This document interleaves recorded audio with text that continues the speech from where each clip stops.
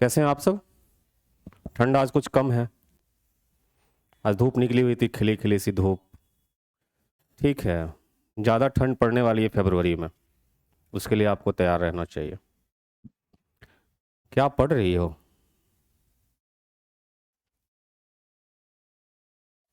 खैर, so let us start our first class proper. हमारा जो पहला क्लास है वो आज स्टार्ट होगा। हिस्ट्री पढ़ने के पहले इस बात को समझना जरूरी है कि जो भी हिस्ट्री लिखता है उसका एक पर्सपेक्टिव होता है। हिस्ट्री हमेशा लिखी जाती है बायस्ड नेचर के साथ। कोई भी इतिहास लेखन हो, कोई भी हिस्ट्री राइटिंग हो, आप राइटर उठा के देख लीजिए, उसका एक वो हमेशा एक पक्ष रखता ही रखता है। उसका वो जिस पक्ष की तरफ इंक्लाइंड होगा वो अपने बुक में लिखने की कोशिश करेगा। हमेशा से अलग अलग तरह के हिस्टोरियंस रहे हैं। आपके चैप्टर का, आपके आपके सिलेबस का पार्ट नहीं है हिस्टोरियोग्राफी, है ना। मैं इसको बताता चलता हूं कि अलग अलग अप्रोच के हिस्टोरियंस रहे हैं। जैसे जो वेस्टर्न हिस्टोरियंस हैं, जो वेस्टर्न हिस्टोरियन हैं वेस्टर्न नेशन के, उन्होंने जो हमेशा जो हिस्ट्री लिखा है, इंडिया का खासतौर पे जो हिस्ट्री लिखा है, उसमें खुद का पक्ष ज्यादा दिखाने की कोशिश की है उन्होंने। वो अपनी तरफ ज्यादा झुके हुए हैं। उनका पक्ष जो है वो ये दिखाता है कि उन्होंने भारत पे शासन करके, उन्होंने भारत पे रूल करके हम पे एहसान किया है। उनके भी लॉजिक जब आप पढ़ेंगे तो लॉजिक आपको लगेगा कि हाँ, ये लॉजिक तो वाकई सही है।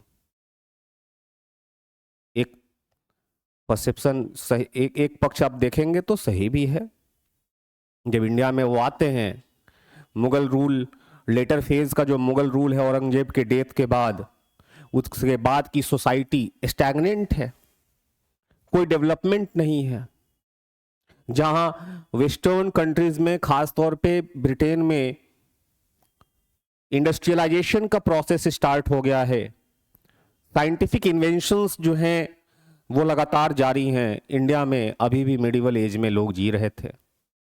जो सोसाइटी का कैरेक्टर है वो बहुत पिछड़ा हुआ है, तो कुछ भी डेवलपमेंट नहीं हो रहा। तो उन्होंने भी जो अपनी लॉजिक रखी उसके अनुसार से लगता है कि नहीं, इंडिया पे आके उन्होंने ठीक ही किया। यहाँ पे कुछ बहुत सारी नई चीजें आई उनके आने के बाद। नया एजुकेशन सिस्टम, नया एडमिनिस्ट्रेटिव सिस्टम, नया जुडिशियल सिस्टम, डेमोक्रेसी से परिचय कराया उन्होंने, इंट्रोडक्शन टू द डेमोक्रेसी, है ना।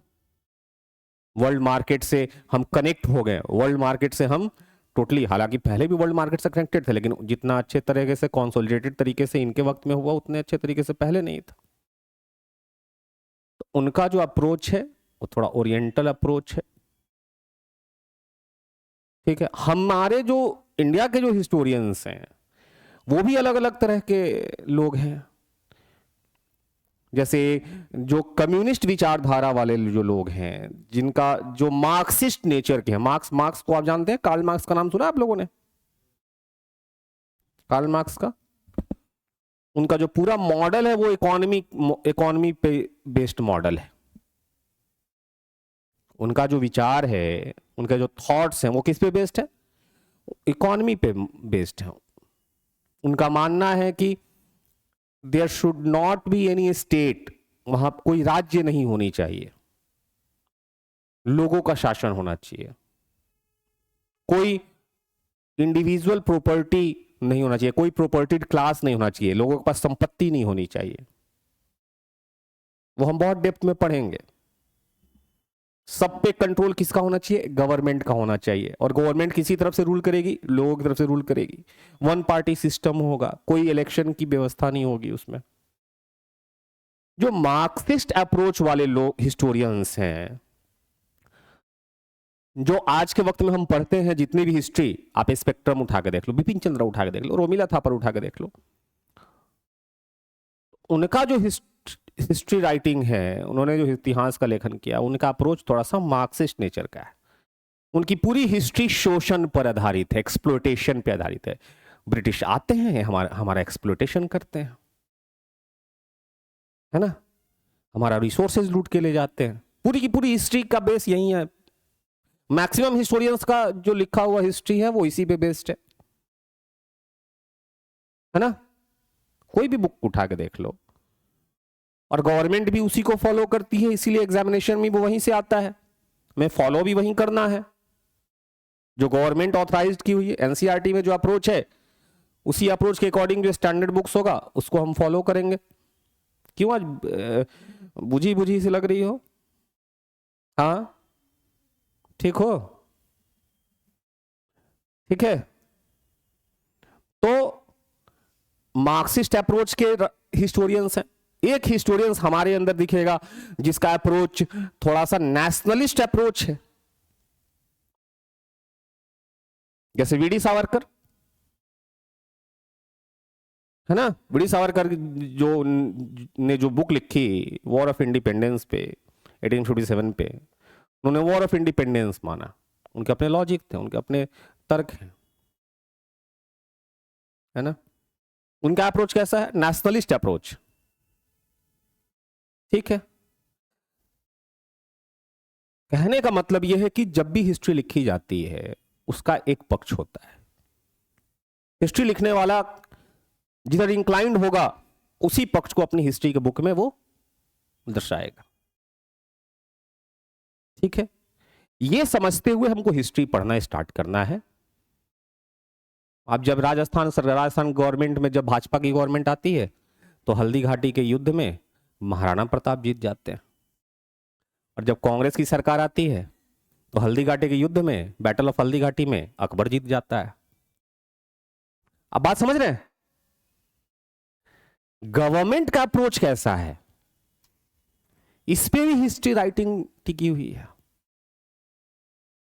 ना। गवर्नमेंट यदि लिबरल अप्रोच का है, सेंट्रिस्ट अप्रोच का है, तो उसकी पूरी हिस्ट्री की जो बेस है, आधार है, वो इकोनॉमी बेस्ड होगी। ठीक है। बार बार ये आवाज उठता है, बार बार इस बात को लेकर बहस छिड़ती है कि वापस से हिस्ट्री लिखा जाना चाहिए। सच में लिखना चाहिए। बहुत सारे पक्ष अभी भी नहीं हिस्ट्री के दिखाए गए। हिस्ट्री बनने में, इतिहास के बनने में साइंस का एक बहुत बड़ा रोल रहा है हमेशा से। कभी साइंस का पक्ष दिखाया गया? साइंस की पर्सपेक्टिव से हिस्ट्री लिखी गई है। वो रेनेसा ना होता यूरोप में 15वीं सेंचुरी में, नए नए साइंटिफिक इन्वेंशन ना होते, शिप बिल्डिंग इंडस्ट्री डेवलप ना होता, बड़े बड़े जहाज बनाने की टेक्नोलॉजी डेवलप ना होती, तो उतना दूर तय करना पानी के रास्ते पॉसिबल नहीं था। तो एक नया वाटर रूट नहीं खोजता वास्को डी गामा, और नया वाटर रूट नहीं खोजता, तो नई हिस्ट्री नहीं लिखी जाती। वो कंपास, वो साइंटिफिक इन्वेंशन ना हुआ होता, वो कंपास ना खोजा गया होता जिससे डायरेक्शन का पता चलता है। कंपास से डायरेक्शन का पता चलता है, मैग्नेटिक कंपास से। वो कंपास ना खोजा गया होता तो डायरेक्शन, वाटर बॉडीज में तो कोई डायरेक्शन नहीं होता। कोलंबस घूमते घूमते चले गए अमेरिका, निकले थे इंडिया खोजने, कंपास उनका दगा दे दिया है। तो साइंटिफिक इन्वेंशन ने हिस्ट्री को नया डायरेक्शन देने का काम किया हमेशा से। उस अप्रोच के साथ बहुत कम हिस्ट्री लिखी गई है। बहुत रेयर ऐसे हिस्टोरियंस हैं जिन्होंने साइंटिफिक अप्रोच, परसेप्शन अप्रोच के साथ हिस्ट्री लिखने का काम किया है। What about industrialisation? औद्योगिकरण की शुरुआत होती है 1750s के बाद। उसके पहले हाथ से सब बनता था, सब हाथी से बनता था ना, हथकरघा होता था, हैंडलूम होते थे। हैंडलूम आज भी बहुत जगह हैंडलूम, बनारसी साड़ियां हैंडलूम पे बनती हैं ना, या कई ऐसे जैसे कांजीवरम की साड़ियां जो होती हैं, या जो कई ऐसे चिकन जो सिल्क होता है लखनऊ में जो बनता है, या भागलपुर में कि जो सिल्क पे का कपड़ा जो तैयार होता है वो सब किस पे बनता है? हैंडलूम पे बनता है। और हैंडलूम पे बनने के कारण वो बहुत कॉस्टली भी है।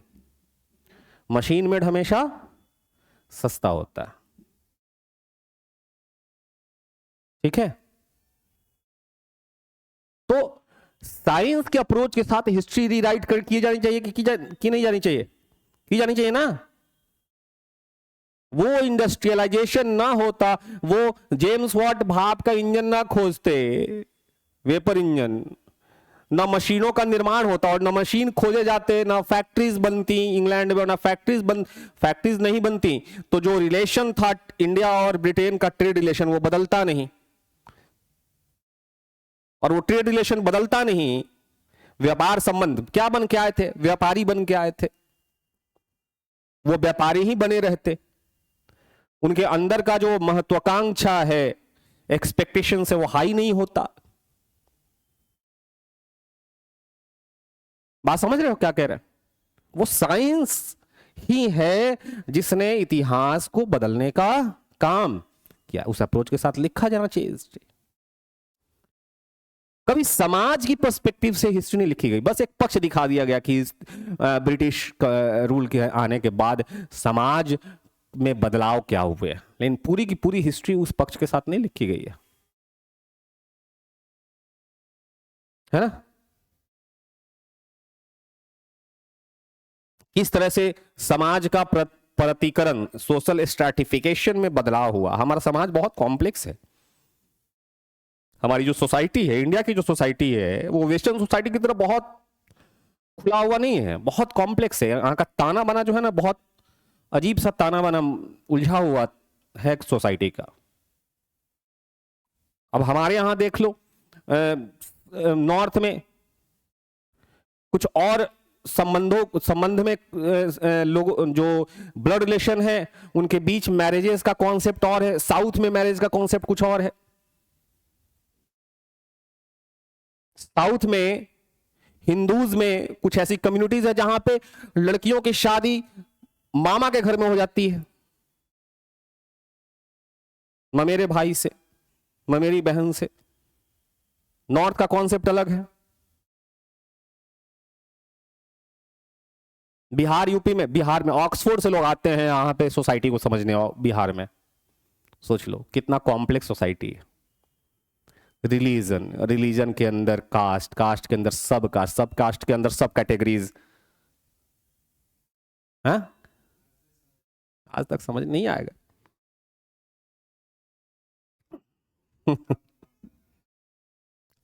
उस पक्ष के साथ भी इतिहास लिखा जाना चाहिए, और सिर्फ लिखा नहीं जाना चाहिए बल्कि उसका प्रचार भी। जितना प्रचार मार्क्सिस्ट अप्रोच की हिस्ट्री की हुई है, उतना प्रचार बाकी अप्रोचेस की नहीं हुई। क्या कल मैं रिलेशन बता रहा था सभी सब्जेक्ट्स का एक दूसरे के साथ, क्या ज्योग्राफी के पर्सपेक्टिव से हिस्ट्री नहीं लिखी जानी चाहिए थी? क्योंकि ज्योग्राफी ने इतिहास को बदलने का काम किया है। नहीं,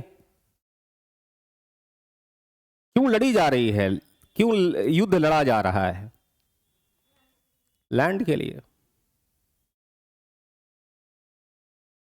नहीं, उसका बाल निकाल लो सब।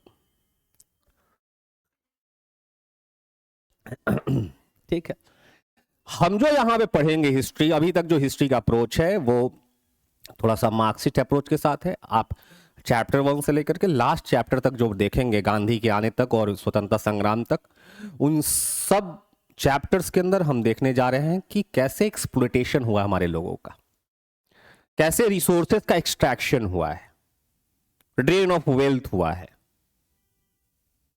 कैसे एक वक्त जो भारत पूरे विश्व में, पूरे वर्ल्ड में 27% के जीडीपी का पार्टनर था, इंडिया जो है कितना डिस्ट्रीब्यूट करता था, कंट्रीब्यूट करता था। इंडिया का कंट्रीब्यूशन 27% जीडीपी में था, टोटल वर्ल्ड जीडीपी में। जब भारत आजाद हुआ तो 2% से नीचे का कंट्रीब्यूशन था। नहीं, सारे रिसोर्सेज कहां गए? तो हम जो हिस्ट्री पढ़ने वाले हैं वो किस मॉडल के अनुसार से, किस अप्रोच के साथ पढ़ने वाले हैं? वो थोड़ा सा मार्क्सिस्ट अप्रोच, थोड़ा सा लिबरल अप्रोच का मिक्सअप है। थोड़ा सा हम एक्सप्लोटेशन को ज्यादा उभारेंगे। ठीक है, ये बात हो रही है मॉडर्न हिस्ट्री की। एंशियंट हिस्ट्री में भी जब हम पढ़ेंगे, या आप जब मिडिवल हिस्ट्री में आएंगे, जिस समय आप मुस्लिम रूल देखेंगे, राजपूत की रूल्स देखेंगे, पाल डायनेस्टी देखेंगे, हर्षवर्धन का डायनेस्टी देखेंगे, उस दौरान भी आप राजा के पॉलिसीज को देखेंगे। जो सुल्तान है उनकी पॉलिसी के बारे में, वो और तो पढ़ना है। चलो, लोग मिडिवल हिस्ट्री से क्यों नफरत करता है, मध्यकालीन हिस्ट्री से? इतना सारा युद्ध है, लोगों के हिस्ट्री से नफरत करने का सबसे बड़ा कारण है मध्यकालीन भारत। इस राजा का उस राजा के साथ, अच्छा एक ही नाम के 2-3 राजा, गोविंद 1, गोविंद 2, गोविंद 3। अब बच्चा कंफ्यूज है कि गोविंद 2 लड़ा था कि गोविंद 3 लड़ा था, है ना? राष्ट्रकूट में पुलकेशिन फर्स्ट, पुलकेशिन 2।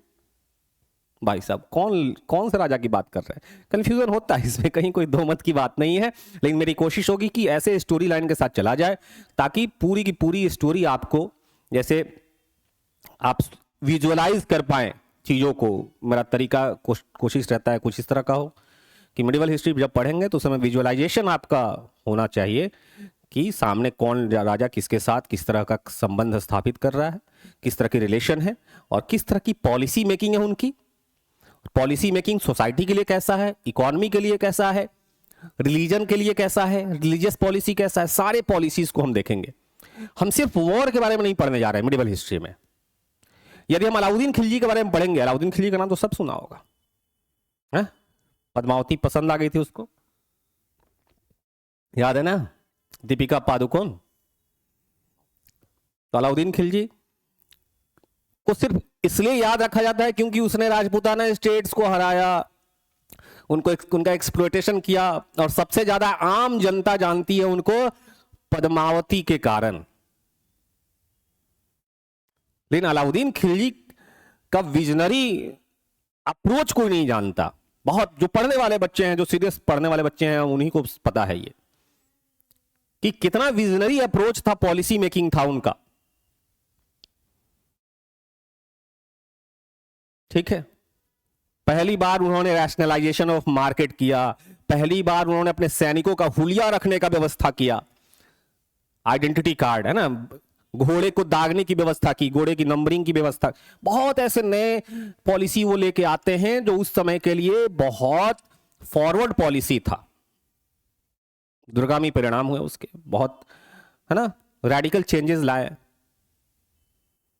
तो हम उन सुल्तान का, उन सल्तनत फेज के सुल्तानों के पॉलिसी के बारे में पढ़ेंगे। बेसिकली 3 पॉलिसीज हम देखेंगे मिडिवल फेज में। एक तो सोसाइटल पॉलिसी, सोसाइटी की पॉलिसी, पॉलिटिकल पॉलिसी कैसी रही, रिलीजियस पॉलिसी कैसी रही, इकोनॉमिक पॉलिसी भी देखेंगे उसी के साथ रिलेट करके। मोहम्मद बिन तुगलक का नाम याद है आपको? नाम सुना आपको, आपने मोहम्मद बिन तुगलक? दरभंगा का नाम बदल दिया उन्होंने, है ना, और उन्हीं के वक्त में बिहार का नाम बिहार पड़ा। तुगलकों के समय में बिहार का नाम बिहार पड़ा। एक बुक है, बड़ा फेमस बुक है, तबकात नासिरी। उसी बुक में पहली बार इसकी चर्चा देखेंगे हम लोग। तो मोहम्मद बिन तुगलक अपने समय से 50 साल, 100 साल, क्या कई 100 साल आगे की सोच रखता था। आज टोकन करेंसी, आज के समय में एटीएम कार्ड, ये सब का कॉन्सेप्ट आ गया ना, क्रेडिट कार्ड, या आप तो हाथ में कैश भी नहीं रखना है, फोन पे से खाली ट्रांसफर मार दो। टोकन करेंसी का कॉन्सेप्ट सबसे पहले लेके आया वहीं। ठीक है, कई ऐसे, जब मरा तो एक बड़ा फेमस हिस्टोरियन है, उन्होंने कोट किया कि एक सनकी बादशाह को प्रजा से मुक्ति मिल गई और एक प्रजा को सनकी बादशाह से मुक्ति मिल गई। लेकिन ये बड़ा शैलो कोट है उनके लिए, बहुत। उनके जब पॉलिसीज को देखोगे तो सोचोगे कि ये पॉलिसीज क्या कमाल के वो थॉट्स थे उनके उस समय के। सबसे विद्वान, पढ़ा लिखा मोहम्मद बिन तुगलक अपने समय का। ठीक है, तो मिडिवल फेज में हम ये सारी चीजें देखेंगे। ठीक है, और सबसे छोटा हिस्ट्री का जो पार्ट है वो कौन सा है? Ancient history. एंशिएंट हिस्ट्री में हमारा फोकस रहेगा आर्ट एंड कल्चर वाले कॉन्सेप्ट पे ज्यादा रहेगा। ठीक है, जैसे मौर्य पढ़ रहे हैं, मौर्यन एम्पायर पढ़ रहे हैं, तो मौर्यन एम्पायर में हमें कुछ ही राजा के बारे में पढ़ना है। जैसे चंद्रगुप्त मौर्य पढ़ेंगे, अशोक पढ़ेंगे, आगे चल के जो एक दो और उनके कंटेम्प्रेरी जो राजा हैं उनके बारे में पढ़ेंगे, लास्ट उनका जो रूल खत्म हो जाएगा, दशरथ होता है, दशरथ को खत्म करके नया राजा बनेगा। तो दो चार राजाओं के बारे में ही पढ़ना है, लेकिन बेसिकली मौर्यन आर्ट में, मौर्यन एम्पायर में पढ़ना क्या है? अशोक का पॉलिसी। किस पे फोकस रहना चाहिए? अशोक ने कैसे अलग अलग जगह पे अपने रिलीजियस पॉलिसी को प्रचार के दौरान, रिलीजियस पॉलिसी ही एडॉप्टेड बुद्धिज्म, बुद्धम शरणम गच्छामि, तो धम्म नीति उसकी जो थी उसके बारे में हम डिटेल में पढ़ेंगे कि किस प्रकार की धम्म नीति उसकी रही है। सर क्लास के बाद अब बात करते हैं। ठीक है, किस तरह से उसने आर्ट एंड आर्किटेक्चर को बढ़ावा दिया है। चले जाओ यहाँ पे, हमारे यहाँ है चंपारण में, पश्चिमी चंपारण में लौरिया, नंदनगढ़, वहां पे दो स्तूपा हैं उसके।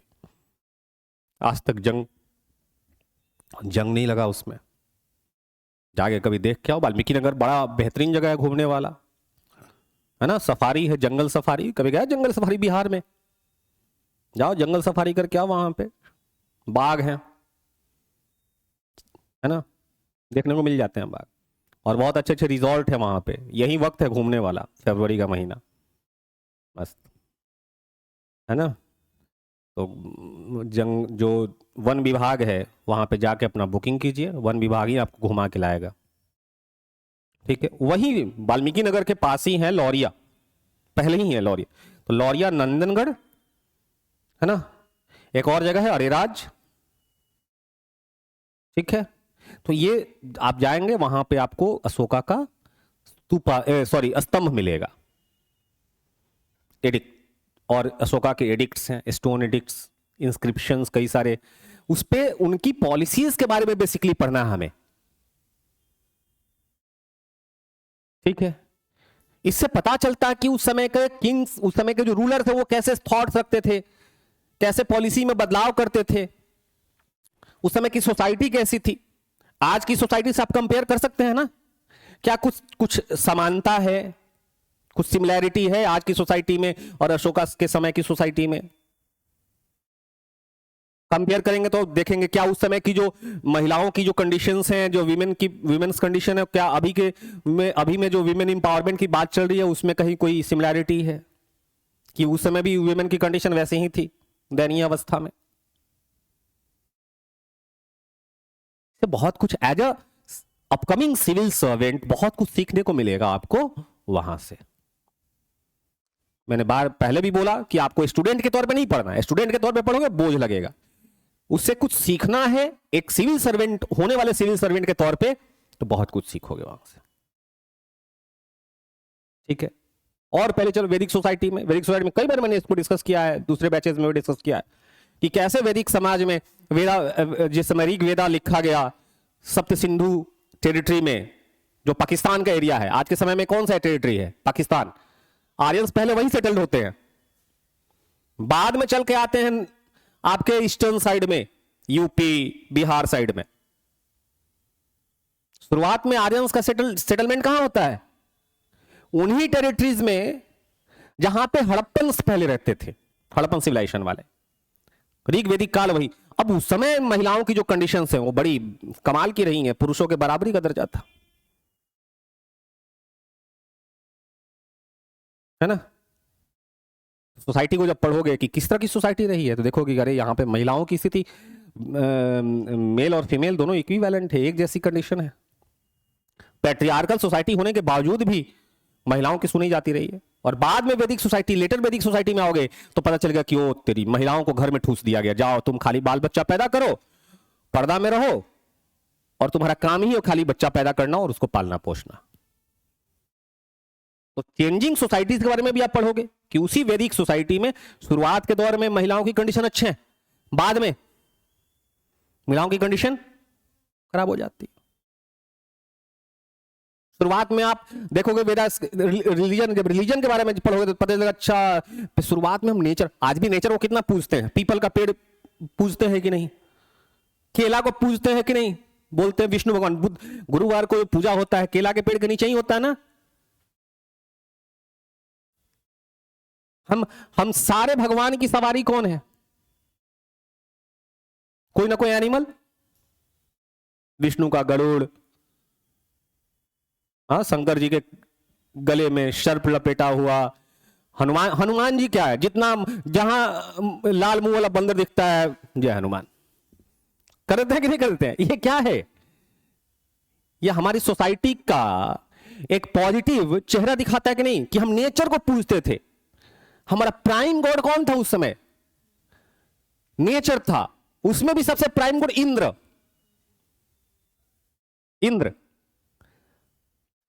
और बाद में जब वैदिक सोसाइटी को पढ़ते आओगे देखोगे अच्छा लेटर फेज में तो इंद्र भगवान सेकेंडरी हो गए।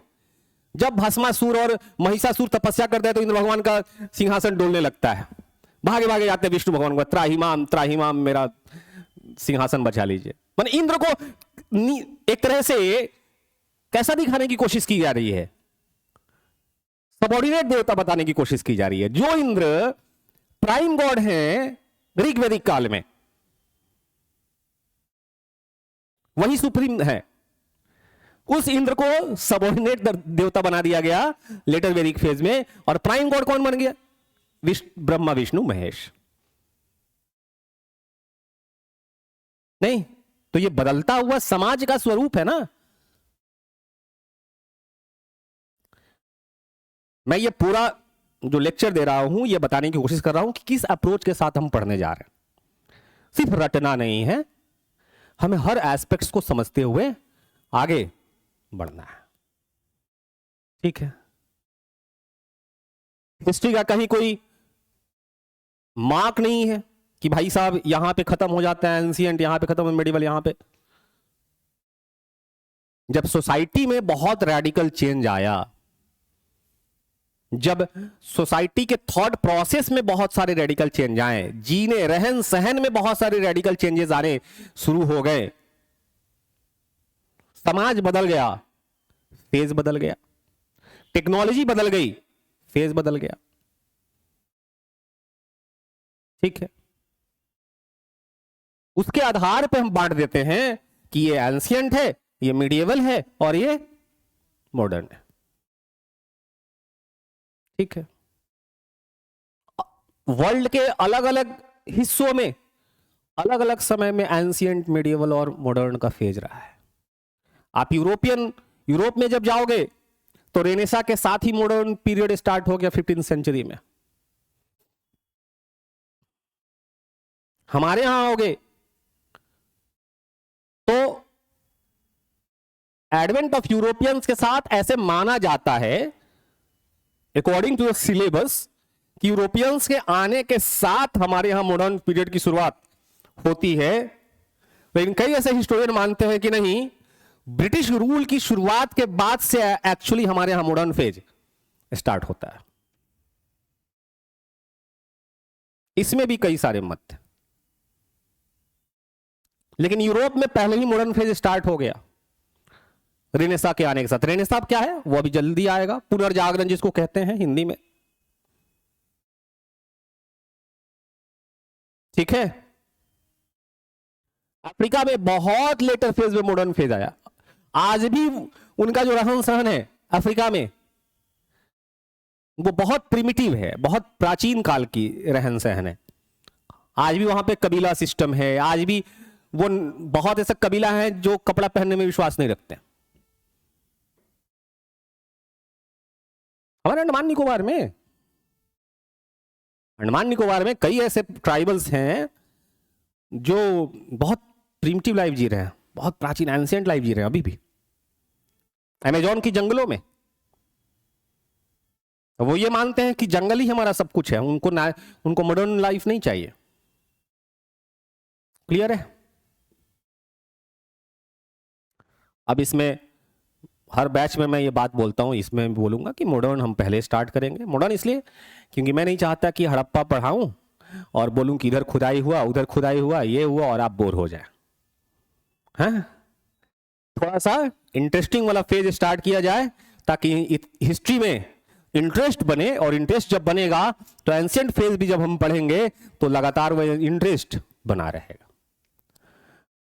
यूपीएससी के सिलेबस में वर्ल्ड हिस्ट्री का एक सेक्शन पढ़ना है। बहुत रेयरली क्वेश्चन आता है, नहीं ही आता है, लेकिन फिर भी सिलेबस का पार्ट है, तो वर्ल्ड हिस्ट्री भी पढ़ेंगे यूपीएससी वाले पोर्शन में। ठीक है? वरना हमारा सारा फोकस कहां होगा? एंशिएंट, और खास तौर पे आर्ट एंड कल्चर, मीडिएवल, इसमें भी आर्ट एंड कल्चर पे हमारा जोर रहेगा, और मॉडर्न। ये तीन खास सेक्शन हम पढ़ेंगे। और आर्ट एंड कल्चर चूंकि सिलेबस का पार्ट है, आपके प्री के में भी अब पूछ रहा है और मेंस में भी पूछ रहा है, तो वो तो आपको खास तौर पे ध्यान रखना है। ठीक है? अब मॉडर्न में हम कहां से शुरू करेंगे? तो मॉडर्न में हम शुरू करेंगे एडवेंट ऑफ यूरोपियंस से। ठीक है? यूरोपियंस के, हालांकि जब यूरोपियंस इंडिया में आते हैं तब तक मुगल्स इंडिया में बाबर का आगमन नहीं होता, बाबर आया नहीं है। तो बाबर नहीं आया है तो इंडिया में मिडिएवल फेज ही चल रहा है, एक तरह पैरेलल हम कहेंगे कि मॉडर्न और मिडिएवल पैरेलल चल रहा है। मिडिएवल का डिक्लाइनेशन का फेज है और मॉडर्न के एंट्री का फेज, एंट्री करने वाला है। ठीक है? कौन कौन सा चैप्टर पढ़ेंगे वो डिटेल में पहले आप पॉइंट आउट कर लीजिए, ताकि आपको पता हो चैप्टर का कि कौन कौन सा चैप्टर हम मॉडर्न हिस्ट्री में पढ़ेंगे, और फिर हम लोग अपनी चैप्टर की शुरुआत करते हैं। पहला पढ़ेंगे एडवेंट ऑफ यूरोपियंस, इसमें सब टॉपिक्स भी लिखते चलेंगे। भारत में यूरोपियों का आगमन, advent of Europeans in India, है ना? भारत में यूरोपियन का आगमन। इसमें टॉपिक क्या पढ़ेंगे? पहला है पोर्चुगीज, दूसरा हम पढ़ेंगे डच, सब टॉपिक भी लिखेंगे डच। थर्ड है द इंग्लिश, द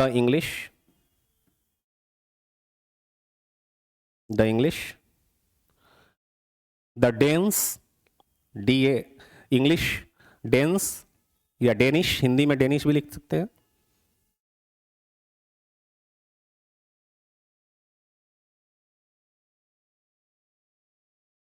उसके बाद लिखेंगे फ्रेंच या फ्रांसीसी, हिंदी में फ्रांसीसी। उसके बाद राइवलरी, देखो जब बहुत सारी कंपनीज इंडिया में आ गई तो उनके बीच क्या छिड़ गया? मोनोपोली क्रिएट, हमारा एक अधिकार रहेगा, हम ही इकलौते होंगे यहां पे ट्रेड करने के लिए। तो अलग अलग कंपनीज के बीच में क्या स्टार्ट हो गया? राइवलरी। तो पहला राइवलरी पढ़ेंगे पोर्चुगीज डच राइवलरी, पुर्तगाली डच संघर्ष, पोर्चुगीज डच राइवलरी, ये बहुत फेमस राइवलरी है, पुर्तगाली डच संघर्ष। राइवलरी, राइवल RIVAL, है ना? तो राइवलरी उसी से बनेगा। और एक बहुत फेमस राइवलरी है, वो है एंग्लो फ्रेंच राइवलरी, ब्रैकेट में कर्नाटक वॉर, बहुत बार एग्जाम में पूछा गया है एग्जाम में। आंग्ल फ्रांसीसी युद्ध संघर्ष, ब्रैकेट में कर्नाटक युद्ध। एंग्लो फ्रेंच राइवलरी या स्ट्रगल भी लिख सकते हो, या ब्रैकेट में कर्नाटक वॉर, कर्नाटक युद्ध। ये पढ़ेंगे हम लोग फर्स्ट चैप्टर में। सेकेंड चैप्टर आइए, the declination of Mughal empire, Mughal शासन का पतन, declination of Mughal empire. Third chapter आइए, the rise of new states, नए राज्यों का उदय। The rise of new states, नए राज्यों का उदय। इसके अंदर सब टॉपिक्स लिखते चलेंगे। पहला हैदराबाद, नेक्स्ट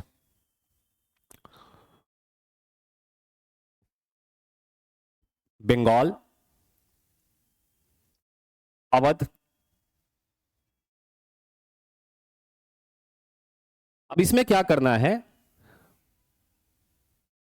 जो करली ब्रैकेट होता है, मैथ्स का करली ब्रैकेट, उसको देके बगल में लिखेंगे सेमी इंडिपेंडेंट स्टेट। तीनों को घेर के करली सेमी इंडिपेंडेंट स्टेट,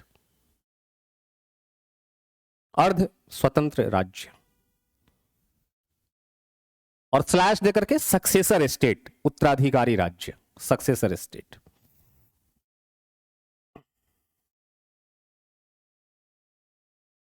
ठीक है। अगला जो न्यू स्टेट होगा वो है सिख, मराठा।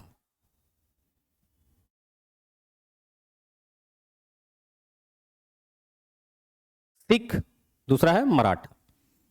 ब्रैकेट के अंदर में, ब्रैकेट के करके बगल में दीजिएगा दोनों का, न्यू स्टेट्स, न्यू स्टेट्स, नए राज्य। हाँ हाँ,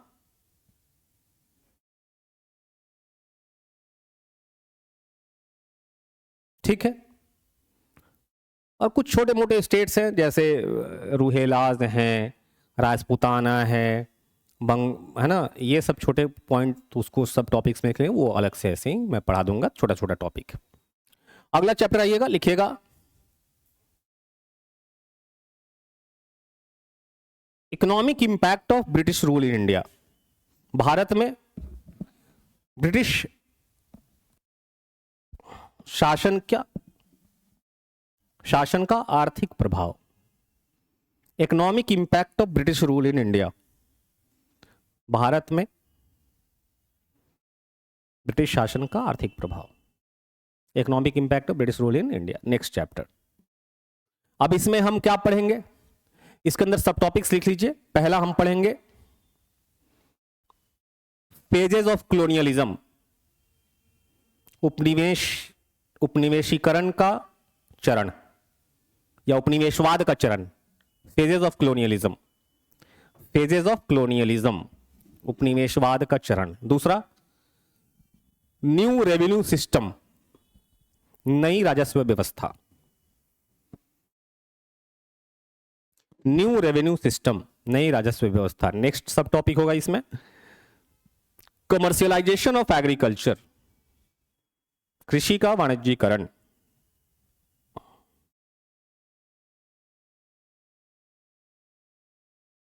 नेक्स्ट सब टॉपिक होगा इसमें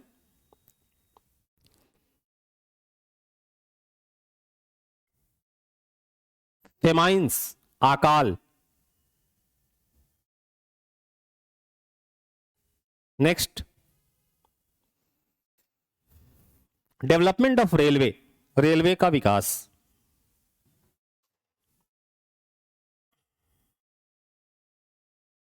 नेक्स्ट सब टॉपिक होगा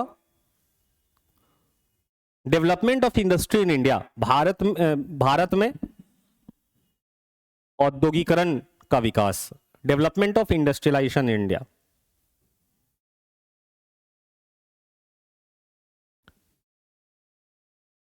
development of industrialization in India. ठीक है, चलिए ये हो गया नया चैप्टर। नेक्स्ट चैप्टर आते हैं।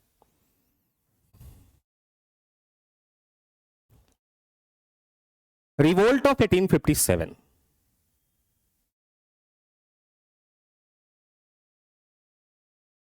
नेक्स्ट चैप्टर नहीं, ट्राइबल रिवोल्ट्स,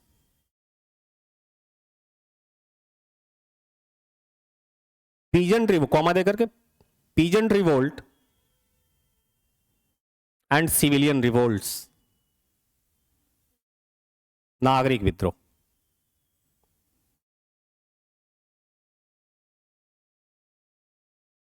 नेक्स्ट चैप्टर पढ़ेंगे कॉन्स्टिट्यूशनल हिस्ट्री ऑफ इंडिया। संविधान, भारत का संवैधानिक इतिहास, हमारे भारत में जो कॉन्स्टिट्यूशन आज के वक्त में है उसका डेवलपमेंट कैसे हुआ वो हम लोग पढ़ेंगे, constitutional history of India. Next पढ़ेंगे हम लोग legacy of British rule in India, भारत में ब्रिटिश साम्राज्य की देन। इसके अंदर सब टॉपिक्स लिखेंगे की then, legacy of British rule in India. पहला सब टॉपिक है डेवलपमेंट ऑफ प्रेस, प्रेस का विकास। देखो बेल्ट लगा के नहीं आया ना, दर्द स्टार्ट हो गया, रिब्स फ्रैक्चर है मेरा। फिर भी देखो दमखम के साथ आवाज निकल रहा है कि नहीं अभी? हाँ, जज्बा बोलते हैं इसका ना, पढ़ाने का। बस आप लोग रेगुलरिटी मेंटेन करके रखिए, हम तो हैं ही यहाँ पे। नेक्स्ट है development of education in India, भारत में शिक्षा का विकास।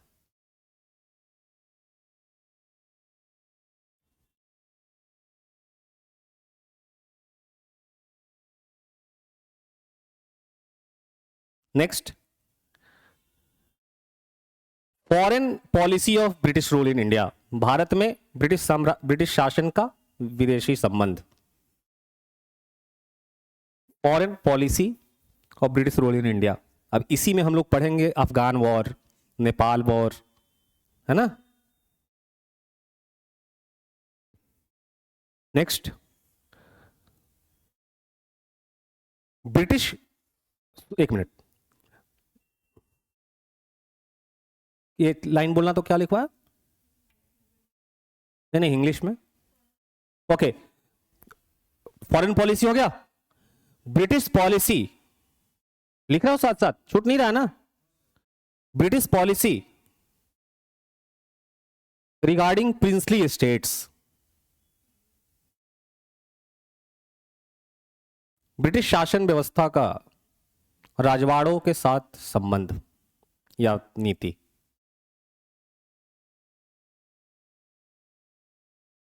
ठीक है, चलिए और छोटे मोटे एक दो सब टॉपिक होंगे तो देख लिया जाएगा। अगला चैप्टर लिखिएगा, socio religious movement of the, अगला चैप्टर है socio religious movement in the 19th century, 19वीं सदी में सामाजिक धार्मिक सामाजिक आंदोलन। Socio religious movement of the 19th century, 19वीं सदी की सामाजिक धार्मिक आंदोलन। इसी में हम लोग पढ़ेंगे ब्रह्म समाज, देव समाज, प्रार्थना समाज, हाँ, theosophical society, young Bengal movement. ये वो दौर था जब भारत में नेशनलिज्म, पहले तो लोग जानते नहीं था भारत में लोगों का भारत के साथ कोई भारतीयता वाला संबंध नहीं रहा है। हम भारत के वासी हैं ऐसा कोई भावना, इमोशन नहीं था। लोगों का बहुत ज्यादा लॉयल्टी था तो किसके साथ था? अपने कास्ट के साथ। और कास्ट से निकलता था तो किसके साथ? अपने गांव के साथ, विलेज के साथ। और विलेज से थोड़ा बाहर निकले तो किसके साथ बताओ? अपने जमींदार के साथ। जमींदार को अपना माई बाप हुजूर मानते थे। स्टेट के साथ इनका लॉयल्टी बहुत कम रहता था, क्योंकि उनको पता नहीं था कि आज किस स्टेट में है और अगले दिन वो किस स्टेट में होंगे। बात समझ? अब मान लीजिए मराठा और हैदराबाद में लड़ाई चल रहा है, कल हो के हैदराबाद उसके ऊपर कैप्चर कर ले और कल हो के मराठा मजबूत हो तो मराठा कैप्चर कर ले, तो किसके साथ लॉयल्टी दिखाएंगे, है ना। तो इतना ही उनका, मुझे याद है लोगों का कॉन्सेप्ट हाल फिलहाल तक था, बहुत लोग ऐसे लोग थे जो गांव में जीते थे, गांव में जन्म लिया और गांव में ही मर गए, निकले ही नहीं कभी। बहुत हुआ बहू बेटी का शादी करने के लिए 2-4 कोस निकले, उतना ही पर उनका जीवन निकल गया। एक बार गए नेपाल, हाँ नेपाल, तो नेपाल में क्या है, मधेसी वाला जो इलाका है, तराई इलाका, उसमें हम ही लोग जैसे लोग हैं, बिहार के ही लोग, बहुत भोजपुरी बोलने वाला पूरा बेल्ट है वो। तो एक बाबा कह रहे हैं कौन देश से आए हो? उनको नहीं पता था कि इंडिया से हैं हम, तो बोले इंडिया से। बोले नहीं, यहाँ पे कौन पहले पूछा उनका देश का कॉन्सेप्ट था कि कौन 2 4 5 10 कोस दूर से आए हो तुम, उनका देश का कॉन्सेप्ट ये था।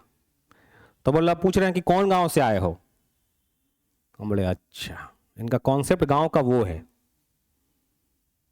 अगर 50 कोस दूर से आ गए तो तुमको विदेशी घोषित कर दिया जाएगा कि विदेशी है, ठीक है। खैर, तो सोशियो रिलीजियस मूवमेंट में हम देखेंगे कैसे भारतीयता जो इंडियनाइजेशन हुआ हमारे कंट्री का, ठीक है। अगला चैप्टर पढ़ेंगे, lower caste movement and labour movement. निम्न जातियों का आंदोलन स्टार्ट हुआ जब नेशनलिज्म की शुरुआत हुई, तो निम्न जो निचली जातियां हैं, जो तथाकथित, हालांकि कोई जाति शब्द नहीं होनी चाहिए, लेकिन जो तथाकथित छोटी जातियां हैं और तथाकथित बड़ी जातियां, तो निचली जातियों का क्या स्टार्ट हुआ, आंदोलन स्टार्ट हुआ, जिसमें आपके ज्योतिबा फुले का नाम आएगा, बाद में बाबा साहब का नाम आएगा, भीमराव अंबेडकर का नाम आएगा, महात्मा गांधी ने भी छुआछूत के खिलाफ अभियान चलाया, दलितों को क्या कहा, हरिजन कहा। और इसको लेके हम लोग देखेंगे कैसे गांधी जी और अंबेडकर के बीच में इस बात को लेके मतभेद रहा, हरिजन शब्द को लेकर के, हैं। गांधी जी वर्णा सिस्टम के पक्ष में थे, जाति व्यवस्था के खिलाफ थे। उनका मानना था कि वर्णा सिस्टम शुड बी इंटैक्ट, है ना, रहना चाहिए, वर्णा व्यवस्था होना चाहिए, लेकिन जाति व्यवस्था खत्म नहीं होना चाहिए। जाति व्यवस्था खत्म करने के पक्ष में नहीं थे। उनका मानना था कि ब्राह्मण ब्राह्मण का काम करे, राजपूत राजपूत का काम करे, वैश्य वैश्य का काम करे और शूद्र शूद्र का काम करे, लेकिन सभी कामों में समानता हो। जितनी सम्मान आदर ब्राह्मण के कामों का है, उतना ही सम्मान आदर शूद्र के काम का भी होना चाहिए, ठीक है। दयानंद सरस्वती भी यही मानते हैं। दयानंद सरस्वती भी कहते हैं कि वर्णा सिस्टम रहे, छुआछूत ना रहे, छुआछूत खत्म हो जाना चाहिए, ठीक है। अच्छा, अगले चैप्टर में आते हैं, ये हो गया। अब आइए इंडियन फ्रीडम स्ट्रगल। अब इंडियन फ्रीडम स्ट्रगल को 3 अलग अलग हिस्सों में पढ़ेंगे। इंडियन फ्रीडम स्ट्रगल, इसके अंदर पहला फेज पढ़ेंगे,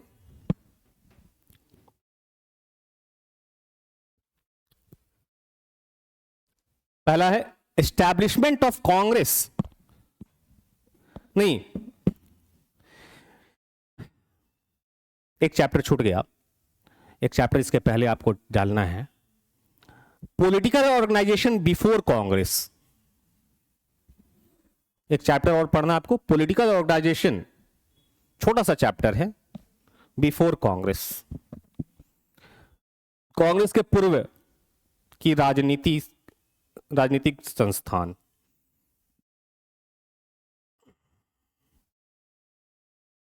ठीक है, राजनीतिक संस्थान, ठीक है। अब आइए इसमें फ्रीडम स्ट्रगल में आपका पहला है establishment of Congress and moderate phase. Congress की स्थापना और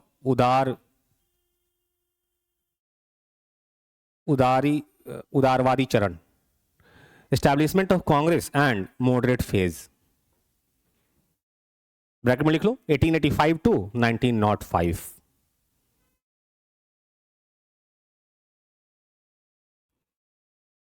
है ना, 1905, 1905। अगला जो है वो है एक्सट्रीमिस्ट फेज,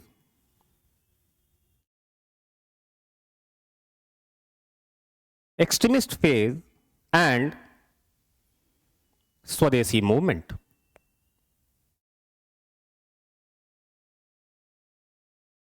उग्रवादी चरण तथा स्वदेशी आंदोलन।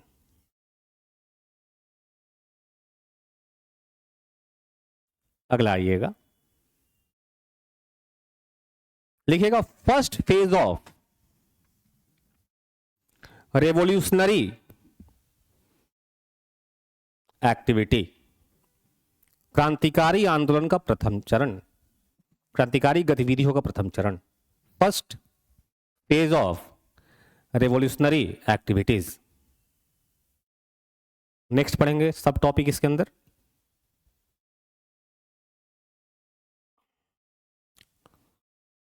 Revolutionary activities on foreign soil, विदेशी धरती पर क्रांतिकारी गतिविधियां, revolutionary activities on foreign soil,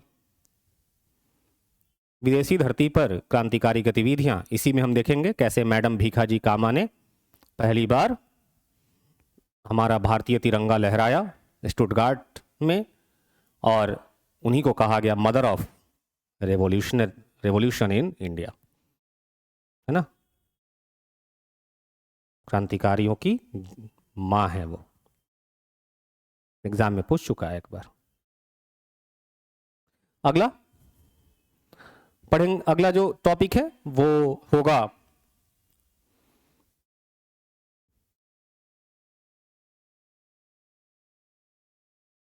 Muslim League and, सब टॉपिक है ये, Muslim League and their activities.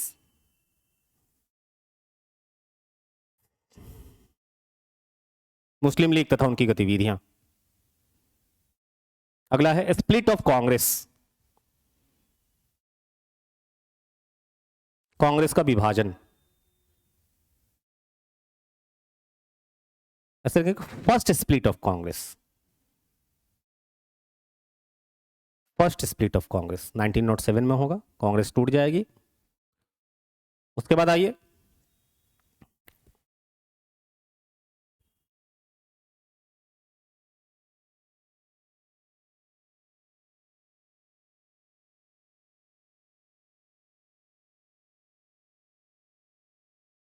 लिखिएगा सब topic, transfer of British capital and Delhi conspiracy, transfer of capital, British capital and Delhi conspiracy, British राजधानी का स्थानांतरण तथा दिल्ली षड्यंत्र। इसी में लॉर्ड हार्डिंग पे बम चलेगा, है ना, और ब्रिटिश राजधानी का स्थानांतरण तथा ब्रिटिश षड्यंत्र या दिल्ली षड्यंत्र। नेक्स्ट आइए, अगला सब टॉपिक है ये, सेकेंड फेज के अंदर सब टॉपिक्स पढ़ रहे हैं हम लोग, सेकेंड फेज के अंदर सब टॉपिक्स है ये, है ना, एक्सट्रीमिस्ट फेज के अंदर सब टॉपिक्स पढ़ रहे हैं हम लोग, ठीक है। नेक्स्ट सब टॉपिक में आएंगे Lucknow session, Lucknow session, Lucknow session. अब मुस्लिम लीग और उनके एक्टिविटीज में ही हम सेपरेट इलेक्टोरेट की बात कर लेंगे, है ना, और इंडियन काउंसिल एक्ट 1909 की भी बात कर लेंगे हम उसी में, ठीक है। लखनऊ सेशन एंड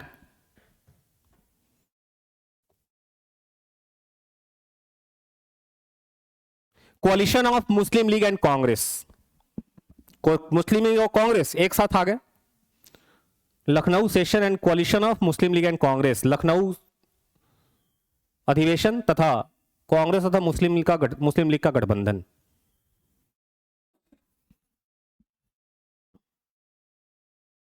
चलिए आइए अब थर्ड फेज और सबसे इंपॉर्टेंट फेज पूरे मॉडर्न हिस्ट्री का स्टार्ट कर रहे हैं हम लोग, that is called Gandhian phase. Third next chapter Indian freedom struggle के अंदर नेक्स्ट चैप्टर है Gandhian phase.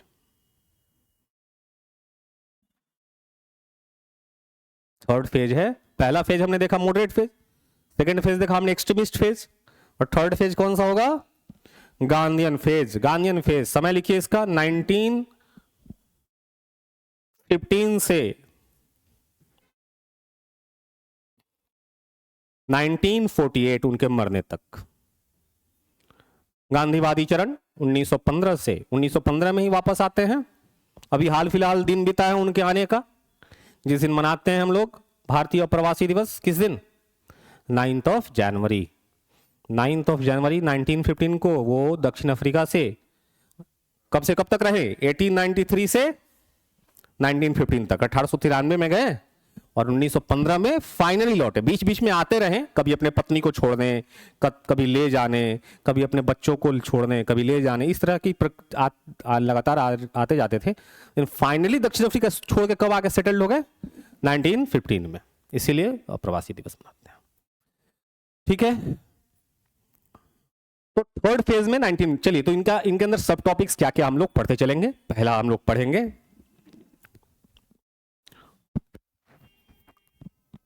Gandhi first speech. अच्छा, सेकेंड फेज में एक चीज छूट गया हमारा, होम रूल मूवमेंट लिख लो। तो सेकेंड फेज के अंदर होम रूल मूवमेंट बहुत जरूरी है।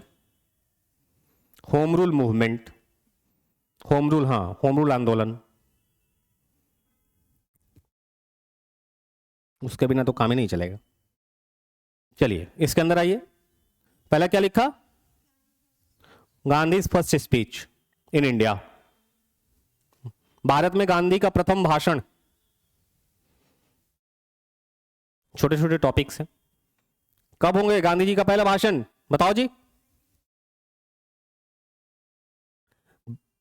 बनारस हिंदू यूनिवर्सिटी के इनॉग्रेशन के दिन पहला इंडिया में उनका पब्लिक स्पीच उसी दिन हुआ था, 1916 में। ठीक है, और देखेंगे कैसे इस स्पीच में कांग्रेस का बखिया उधेड़ देंगे। हाँ, जम के क्रिटिसाइज करेंगे कांग्रेस का। ठीक है, आइए।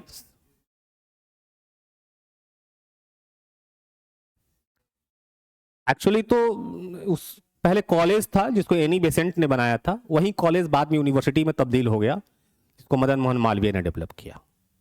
वो कॉलेज था, पहले स्कूल था, बाद में कॉलेज बना, एनी बेसेंट ने खोला उसको, और बाद में वही यूनिवर्सिटी बन गया। ठीक है, अगला है रीजनल मूवमेंट्स। रीजनल मूवमेंट्स, क्षेत्रीय आंदोलन कौन कौन सा? पहला उसके अंदर लिखिएगा Champaran, Ahmedabad mill strike and Kheda Satyagraha. पहला है चंपारण सत्याग्रह, बहुत डिटेल में पढ़ेंगे इसको। Champaran Satyagraha first one. दूसरा Ahmedabad mill strike, Ahmedabad mill हड़ताल, and third one is Kheda Satyagraha. Kheda Satyagraha ये रीजनल है, इसका नेचर ऑल इंडिया का नहीं है, पूरे भारत में नहीं, सिर्फ लोकल रहा। नेक्स्ट आइए खिलाफत।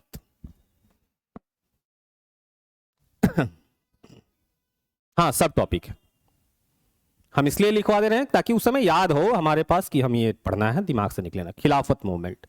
नेक्स्ट है Rowlatt Act and Rowlatt Satyagraha. Rowlatt Act and Rowlatt Satyagraha. फिर से वापस हमको मूछ बढ़ा लेना चाहिए, वापस से मूछ बढ़ा लेना चाहिए हमको।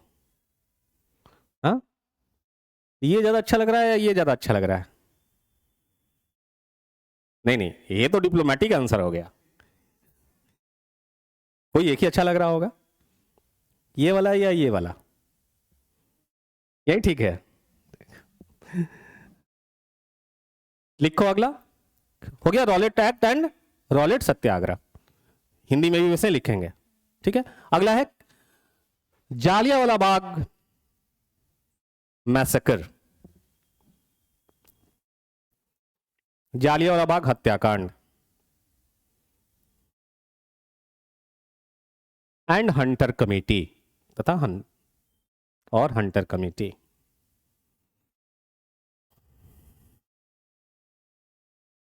नेक्स्ट नॉन कोऑपरेशन मूवमेंट, असहयोग आंदोलन। नॉन कोऑपरेशन मूवमेंट, असहयोग आंदोलन।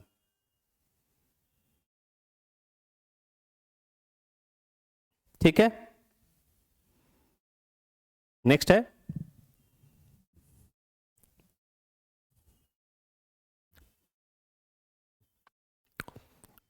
Chaura Chauri incident and formation of Swaraj party.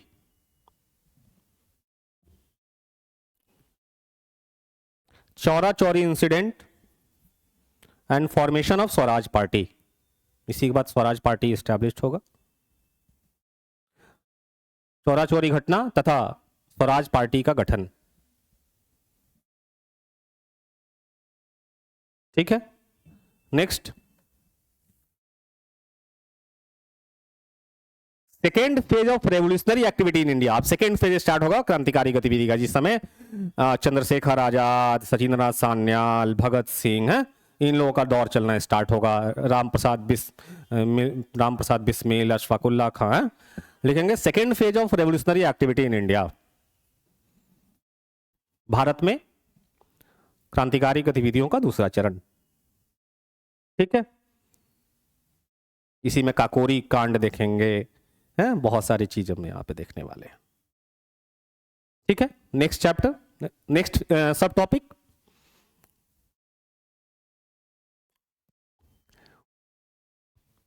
Gandhi constructive programme. Gandhi का रचनात्मक कार्य। 1924 से लेकर 1930 तक गांधी जी पॉलिटिक्स से दूर रहेंगे और सिर्फ रचनात्मक कार्यों पे काम करेंगे। मतलब छुआछूत के खिलाफ अभियान चलाना, साफ सफाई, जो स्वच्छता अभियान मोदी जी का देखते हो ना, किससे प्रेरणा? गांधी जी से ही प्रेरणा लिए हुए ना। तो इन सब पे ज्यादा फोकस रहेगा, राजनीति से दूर रहेंगे। तो constructive programme of Gandhi ji. ठीक है, और ये पूरा चरण देखेंगे हम, सिर्फ रेवोल्यूशनरी एक्टिविटी पे हमारा सारा फोकस रहेगा। ठीक है, 1924 से 1930 के बीच में। ठीक है, आइए नेक्स्ट टॉपिक लिखेंगे सिविल डिसोबीडियंस मूवमेंट। 1 मिनट, हाँ 1930 तक। Gandhi's 11 point demand and civil disobedience movement. अगला सब टॉपिक है Gandhi's 11 point demand, 11 point demand. 1 minute, इसके पहले एक और टॉपिक होगा, रुक जाइए, साइमन कमीशन। उसके बाद ये पहला होगा साइमन कमीशन।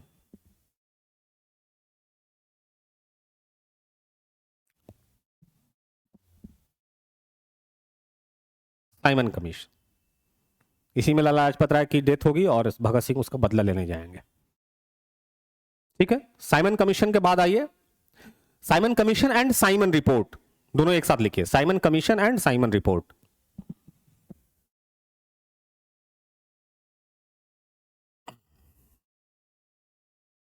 अगला लिखिए नेहरू रिपोर्ट। हाँ नहीं नहीं, गांधी रिपोर्ट अभी काट दीजिए, अभी हटा दीजिए, पहले ये टॉपिक लीजिए। साइमन कमीशन हो गया एंड साइमन रिपोर्ट।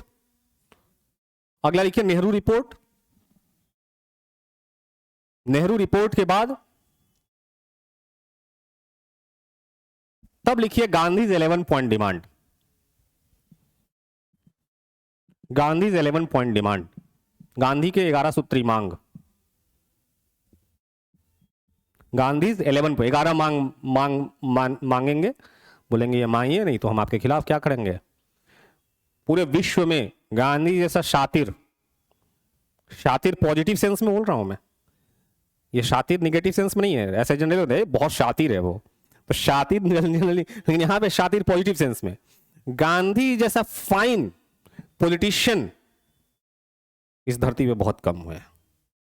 उनको एग्जैक्टली पता है कि कब क्या कैसे मांगना है, इसीलिए वो इतने, कई उनके movement, civil non cooperation movement बहुत सक्सेसफुल मूवमेंट नहीं था, है ना। सिविल डिसोबीडियंस मूवमेंट भी देखो तो सेकेंड फेज जब स्टार्ट होगा उसका तो बहुत सक्सेसफुल नहीं होगा। ठीक है, उनके मूवमेंट, क्विट इंडिया मूवमेंट, उसके इंपैक्ट लास्ट गोइंग है, लेकिन इमीडिएट रिजल्ट नहीं दिखता उनके मूवमेंट का, वो बहुत दूर का सोच के काम करते हैं। ठीक है, नहीं तो उनको भी फांसी पे चढ़ा दिया जाता, जितना वो डट के खड़े रहे हैं। लाख बुराई कर लो, बुराई करने वाले तो बहुत बुराई करते हैं, गांधी जी कारण ये हो गया, गांधी जी कारण वो हो गया, पाकिस्तान बनवा दिए, पाकिस्तान को रुपया दिलवा दिए हैं।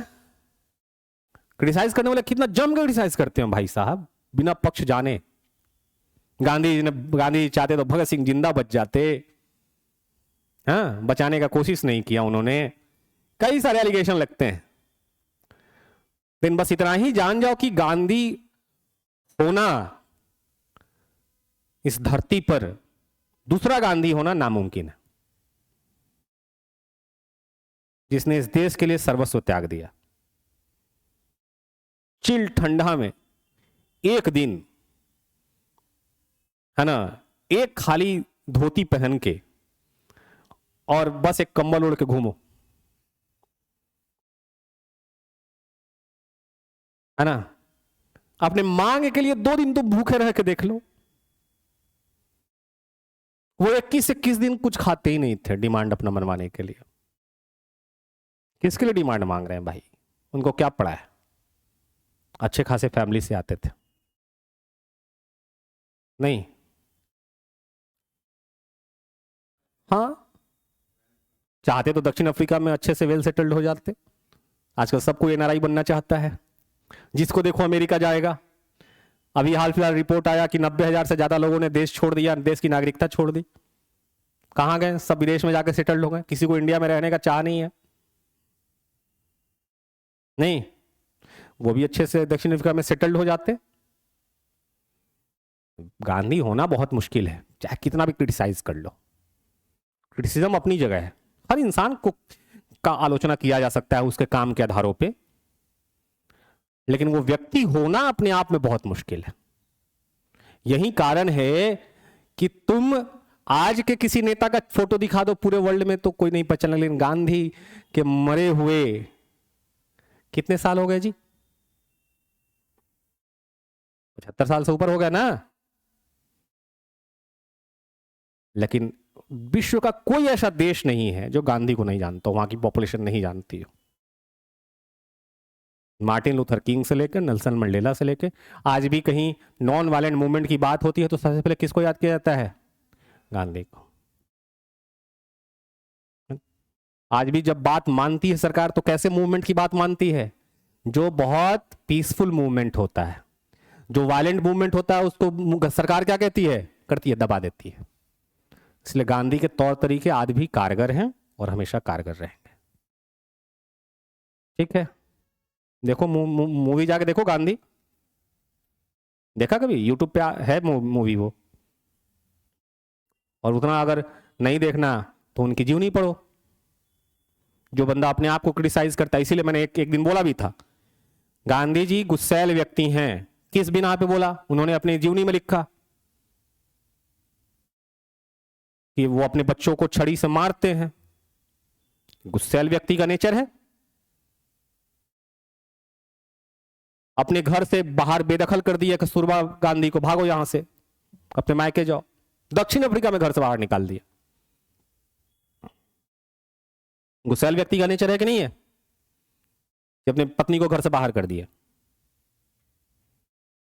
तो आम व्यक्ति के जैसा क्रोध उनके अंदर भी है। नई नई शादी हुई तो हनीमून फेज में अपने पत्नी के साथ थे, उसी दौरान पिता मर गया। तो एक आम व्यक्ति का जो नेचर है वो है कि नहीं? ये भगवान का नेचर तो नहीं है ना। जीवन भर लिखा उन्होंने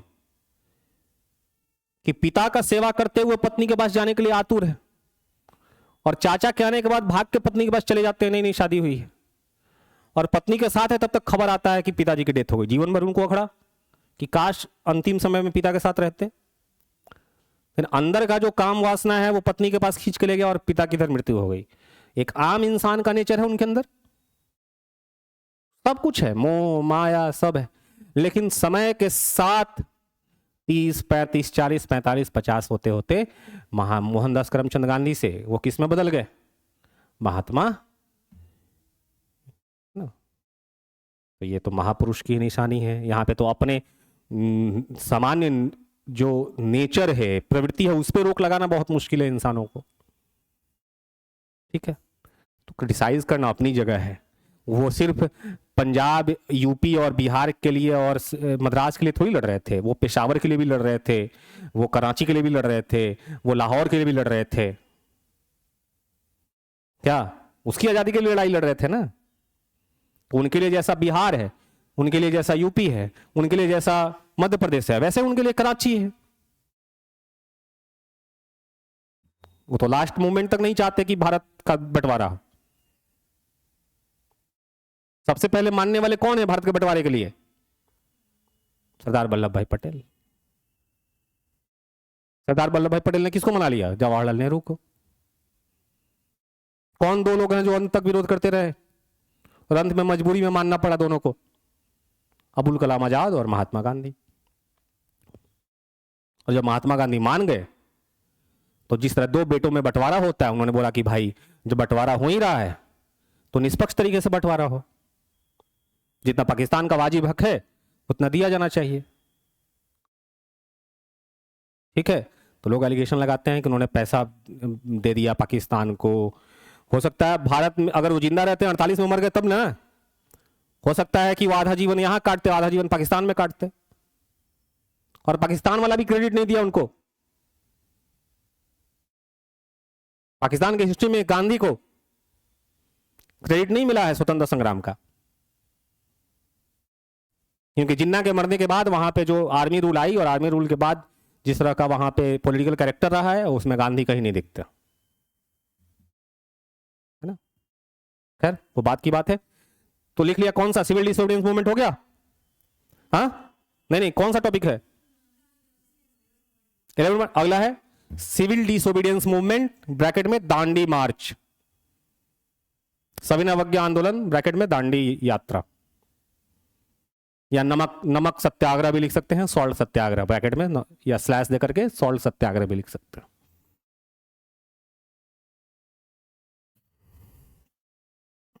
है ना, तीनों को एक ही नाम से सिविल डिसोबीडियंस मूवमेंट कह लो, या सॉल्ट सत्याग्रह कह लो, या दांडी यात्रा कह लो। दांडी यात्रा के बाद ही सॉल्ट सत्याग्रह स्टार्ट होता है। ठीक है, अब इसके दो फेज होंगे। पहला फेज चलेगा इसका 1930 से 1932 तक, सॉरी 1930 से 1931 तक, और दूसरा 1932 से 1934 तक।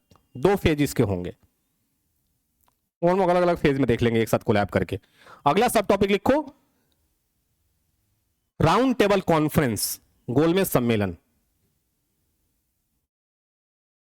Round table conference.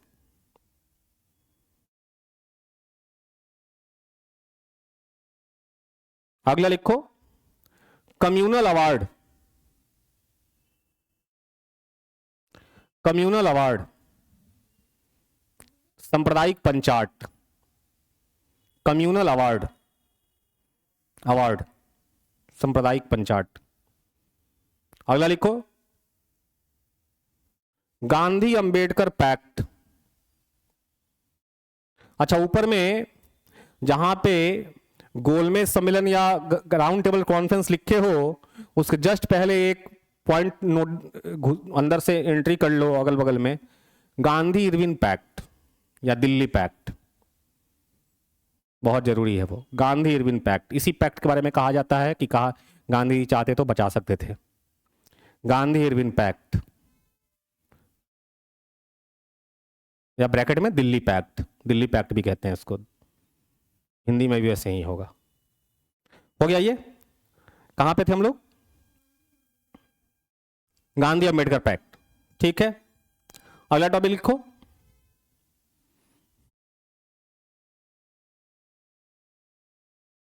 किसका? हाँ वैसे ही गांधी अंबेडकर पैक्ट लिखेंगे। अगला टॉपिक लिखिएगा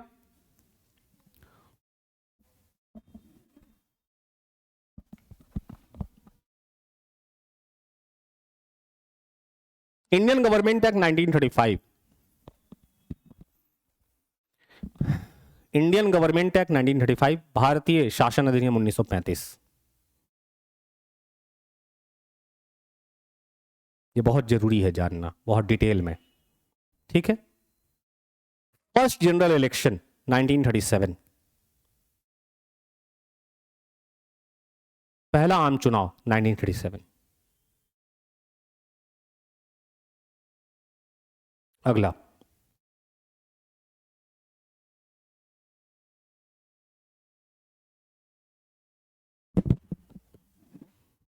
सेकेंड वर्ल्ड वॉर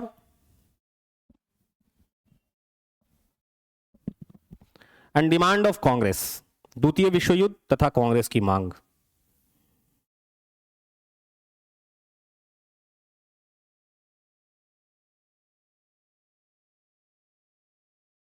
अगला लिखो, demand of Pakistan, demand of Pakistan.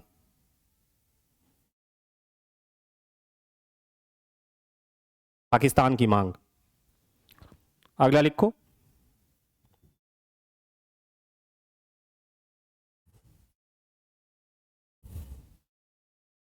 Individual सत्याग्रह, नहीं सॉरी, अगस्त ऑफर, अगस्त प्रस्ताव 1940, ब्रैकेट में 1940, अगस्त ऑफर। अगला लिखो, इंडिविजुअल सत्याग्रह, व्यक्तिगत सत्याग्रह, इंडिविजुअल सत्याग्रह। अगला लिखो, forward block, sorry, Subhash Chandra Bose and forward block, Subhash Chandra Bose and forward block, Subhash Chandra Bose and forward block. अगला लिखो,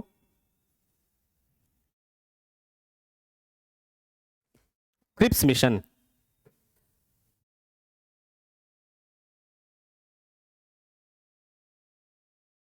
अगला लिखो, आजाद हिंद फौज, इंडियन नेशनल आर्मी है ना, INA, आजाद हिंद फौज, हिंदी इंग्लिश में भी लिख सकते हो।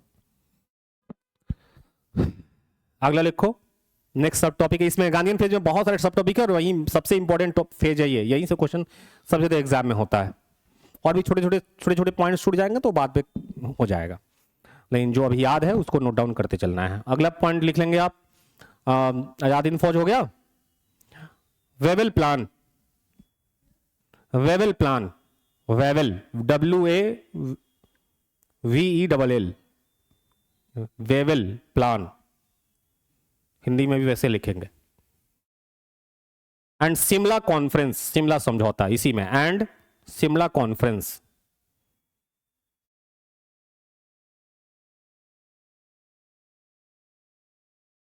चलिए, क्विट इंडिया मूवमेंट,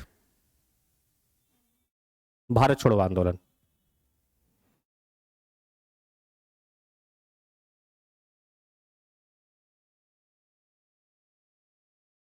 अगला लिखिएगा,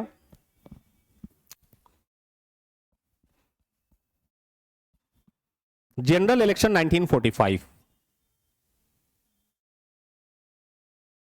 आम 1945 का आम चुनाव।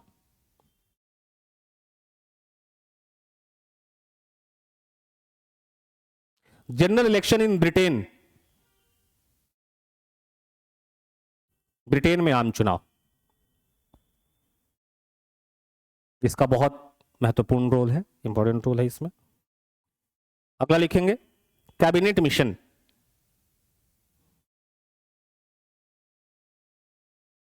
Cabinet mission. अगला,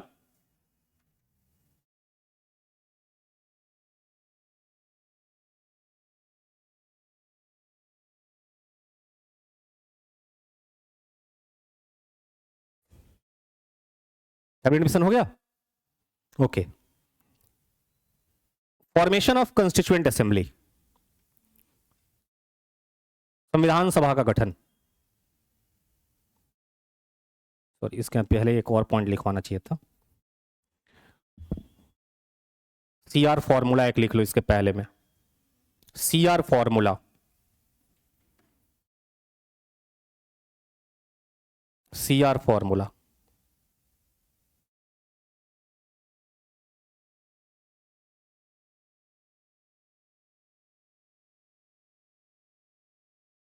ठीक है,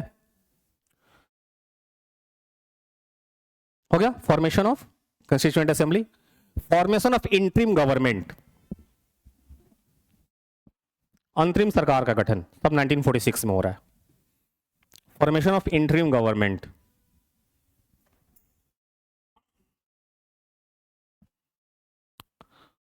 direct action plan, direct action day लिखेंगे, प्रत्यक्ष कार्रवाई दिवस 1946,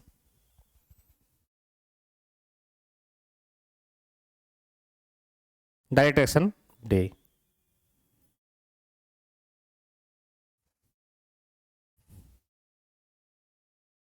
ठीक है। इसी से यहीं से दंगा स्टार्ट होगा भारत में, ठीक है ना। Mountbatten plan and partition of India, Mountbatten plan and partition of India, Mountbatten योजना तथा भारत का विभाजन,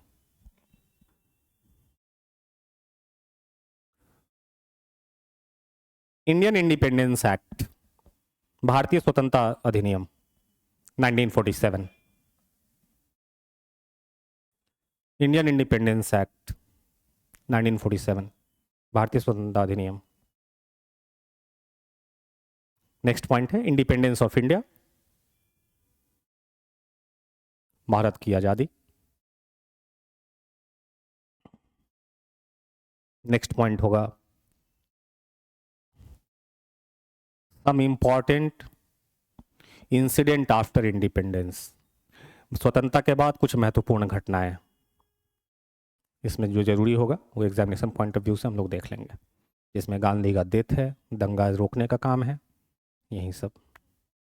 सम इंपॉर्टेंट इंसिडेंट्स, इवेंट हो सकता है, इवेंट भी ठीक था, इवेंट भी था, इवेंट और इंसिडेंट आफ्टर इंडिपेंडेंस, ठीक है। लास्ट चैप्टर लिखिएगा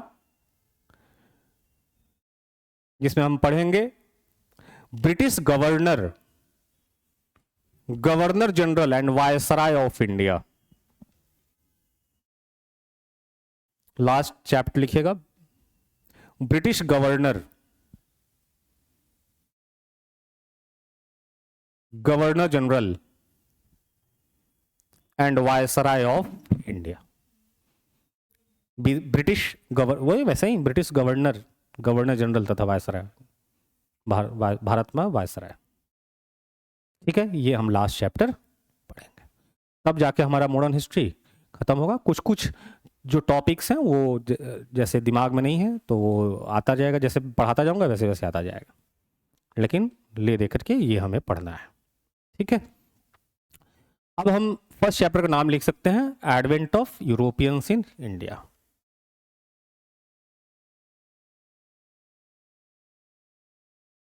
भारत में यूरोपियन कंपनी का आगमन, यूरोपियन का आगमन,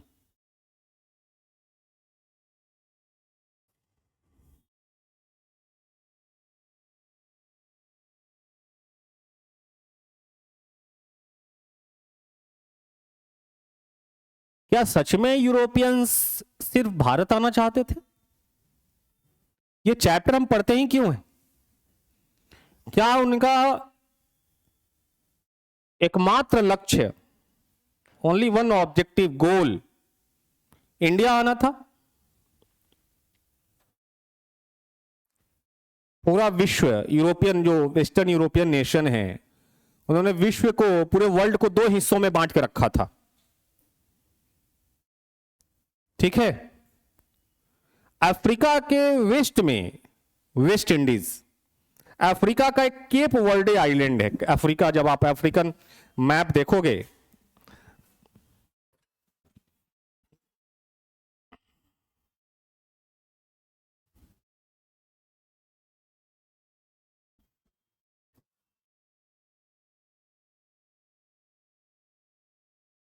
यही है क्या? मैप देखो तो, मेरा मैपिंग बहुत अच्छा नहीं है भाई, I am not very good at mapping,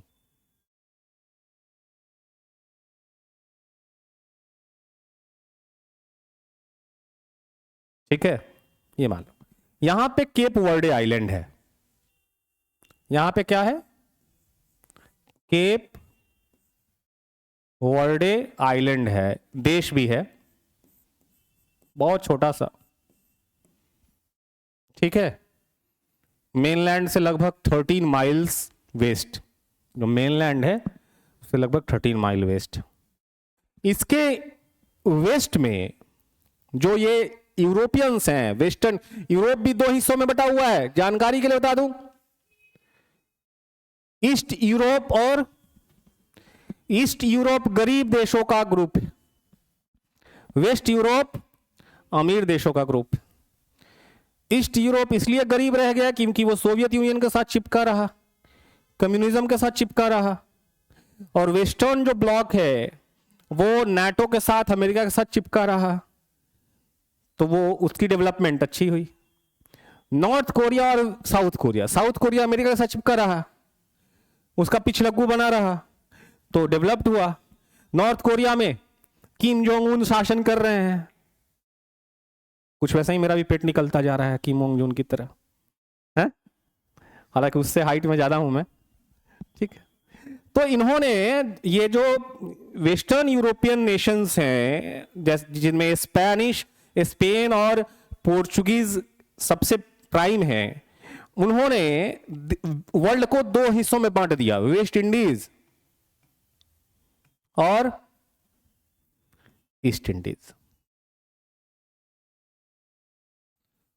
तो basically this European wanted to enter in East Indies, not only in India.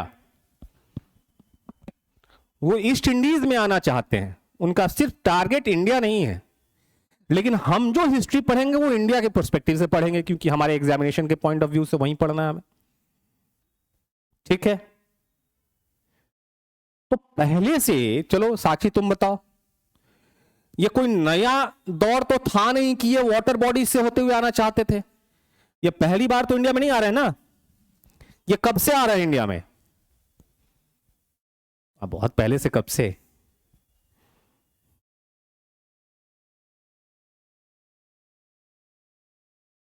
Ancient time में भी, कब से? अलेक्जेंडर के टाइम से। लेकिन उसके पहले भी माना जाता रहा है। अब जैसे पाइथागोरस का नाम सुना है, माना जाता है कि पाइथागोरस इंडिया में आए थे, उनका जो गॉड का कॉन्सेप्ट है पाइथागोरस का, गॉड का कॉन्सेप्ट उन्होंने इंडिया से सीखा है।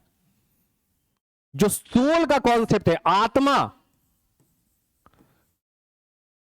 जो सोल का कॉन्सेप्ट है, हम मानते ना आत्मा अमर है, हमारे भारत, हमारे सनातन धर्म का एक पार्ट है, पाइथागोरस वहां से वो समझते हैं। और पाइथागोरस तो 6th सेंचुरी में हुए, 600 BC में हुए हैं, लगभग 6th सेंचुरी BC में हुए हैं, मतलब 600 BC के करीब में हुए हैं। इस समय इंडिया में बुद्धिज्म और जैनिज्म इवॉल्व हो रहा था उस दौर में, ठीक है।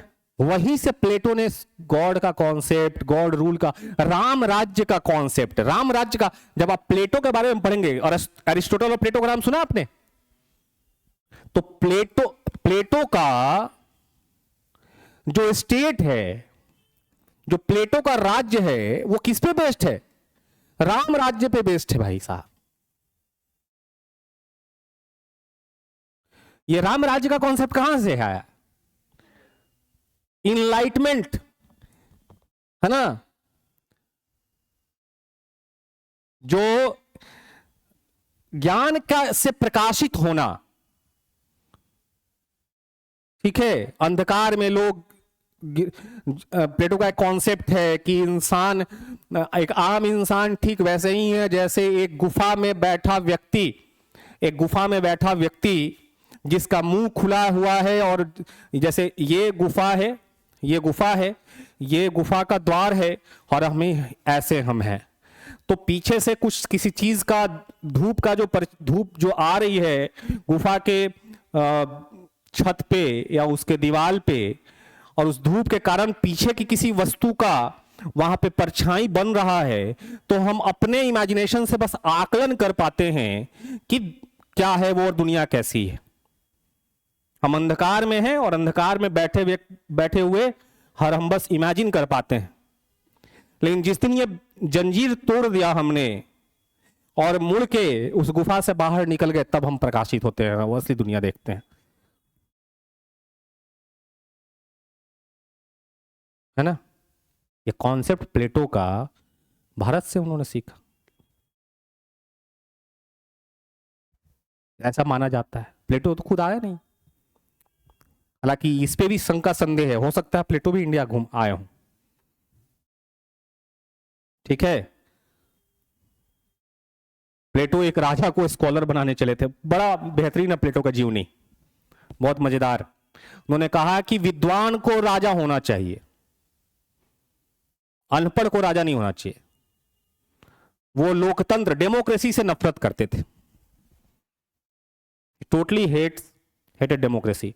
उनका मानना था कि डेमोक्रेसी गंवारों का शासन है, प्लेटो का, ठीक है। ऐसा क्यों? क्योंकि उसी डेमोक्रेसी ने उनके गुरु की हत्या की, सोक्रेटिस की। जिस समय सोक्रेटिस को विष पीने पे मजबूर किया गया, उस समय किसका शासन था वहां पे एथेंस में? डेमोक्रेटिक गवर्नमेंट था, लोकतांत्रिक सरकार थी। तो उनका मानना था कि ये सब अनपढ़ गंवार हैं, इनको समझ नहीं आया सोक्रेटिस का वैल्यू, और सोक्रेटिस को विष पीने पर मजबूर कर दिया गया। हालांकि सोक्रेटिस को मौका दिया गया था राज्य छोड़ के भाग जाइए, लेकिन सोक्रेटिस राज्य छोड़ के नहीं भागते। उन्होंने कहा कि अगर हम राज्य छोड़ के भाग जाएंगे अपना जीवन बचाने के लिए, तो फिर हम अपने सिद्धांत के खिलाफ बात करेंगे। हम हमेशा जो लोगों को ज्ञान देते रहे हैं, हम उसी के खिलाफ चले जाएंगे, फिर हम अपना जीवन बचा के भागते हैं। तो उन्होंने विष पीना इसीलिए प्लेटो नफरत करते हैं और कहते हैं क्या कि अगर समझदार इंसान होगा, विद्वान होगा, जिसको मोह माया से मतलब नहीं है, उसे सिर्फ लोगों का भला करना है, वैसा अगर कोई हो रूल करता हुआ, वही असल में आइडियल स्टेट हो सकता है। उन्होंने कहा कि मां बाप का कोई कॉन्सेप्ट ही नहीं होगा, मां बच्चा को जन्म देगी, स्टेट को दे देगी, मां पालन पोषण नहीं करेगी। हॉस्पिटल में बच्चा जन्म लेगा, उस बच्चा को कौन ले जाएगा? स्टेट ले जाएगा। और अस्तु इसका विरोध करते हैं, उन्हीं का चेला। खैर उस पर बात की बात है। तो हम कह रहे हैं कि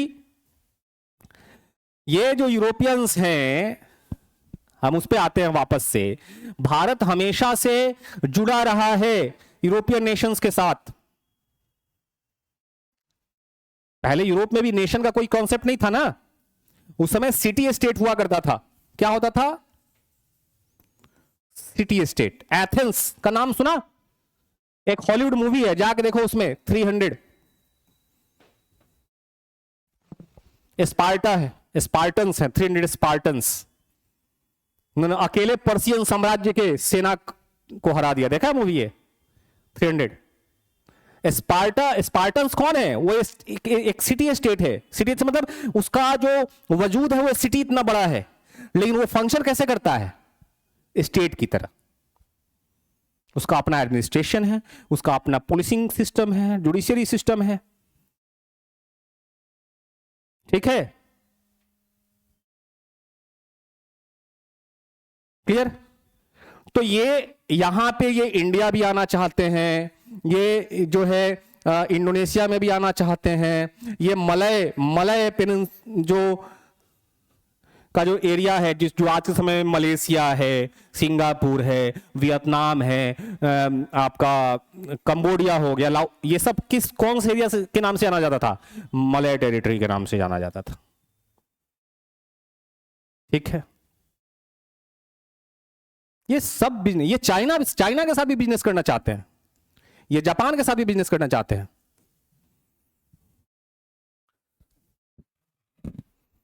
ठीक है। फिलीपींस पहुंचने वाला पहला कौन है?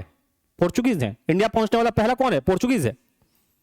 वास्को डी गामा इधर से घूम के आते हैं, और एक और है पोर्चुगीज, उसका नाम मैं मिस कर रहा हूं, बताऊंगा, वो ऐसे घूम के जाता है पैसिफिक होते हुए, वो पैसिफिक होते हुए जाता है। ये इंडियन ओशन होते हुए आएंगे, है ना? ये अटलांटिक पार करके कहां इंडियन ओशन में इंटर करेंगे, ये अटलांटिक पार करते हुए इंटर करेंगे पैसिफिक में, और पैसिफिक होते हुए फिलीपींस पहुंचेंगे। पोर्चुगीज है पोर्चुगीज ही हैं जो पहले जापान पहुंचते हैं, और इंडिया और जापान का जो ट्रेड स्टार्ट हुआ वो पोर्चुगीज के कारण ही स्टार्ट होता है। ठीक है, तो ये सारे नेशन के साथ ट्रेड करना चाहते हैं, लेकिन ये कोई नया रूट खोजने का प्रयास जो है ये तो बहुत लेटर फेज में होता है। मैंने पहले ही बताया कि बहुत पहले से अलेक्जेंडर के टाइम से ट्रेड रिलेशन स्टार्ट हो गया, और अलेक्जेंडर के पहले से भी यूरोप के लोग आते रहे हैं, जिसका एग्जाम्पल मैंने दिया कि पाइथागोरस भी इंडिया आए हैं ऐसा माना जाता है। वरना आज के समय का व्हाट्सएप की तरह तो है नहीं कि फॉरवर्ड हो गया होगा यहां का सोल का कॉन्सेप्ट है।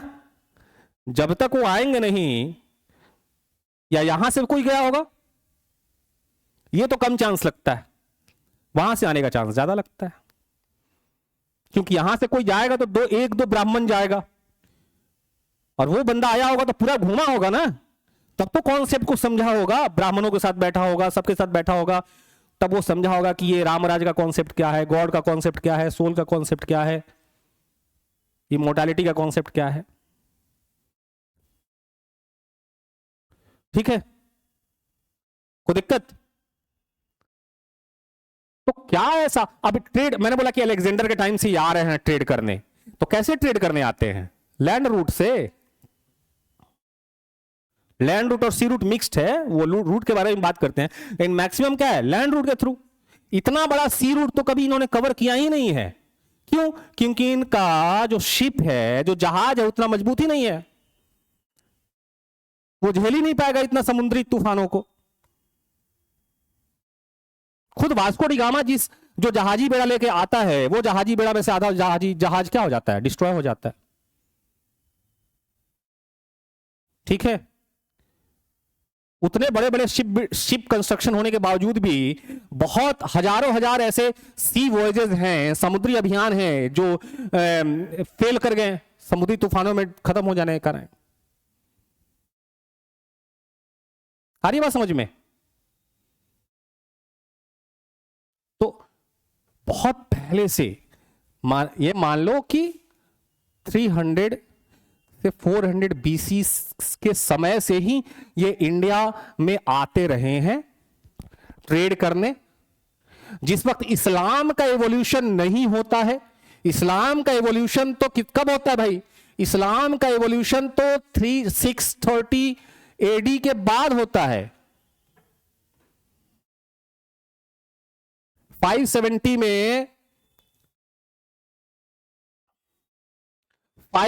में पैगंबर साहब का जन्म होगा एडी में, और ये क्या है बिफोर क्राइस्ट।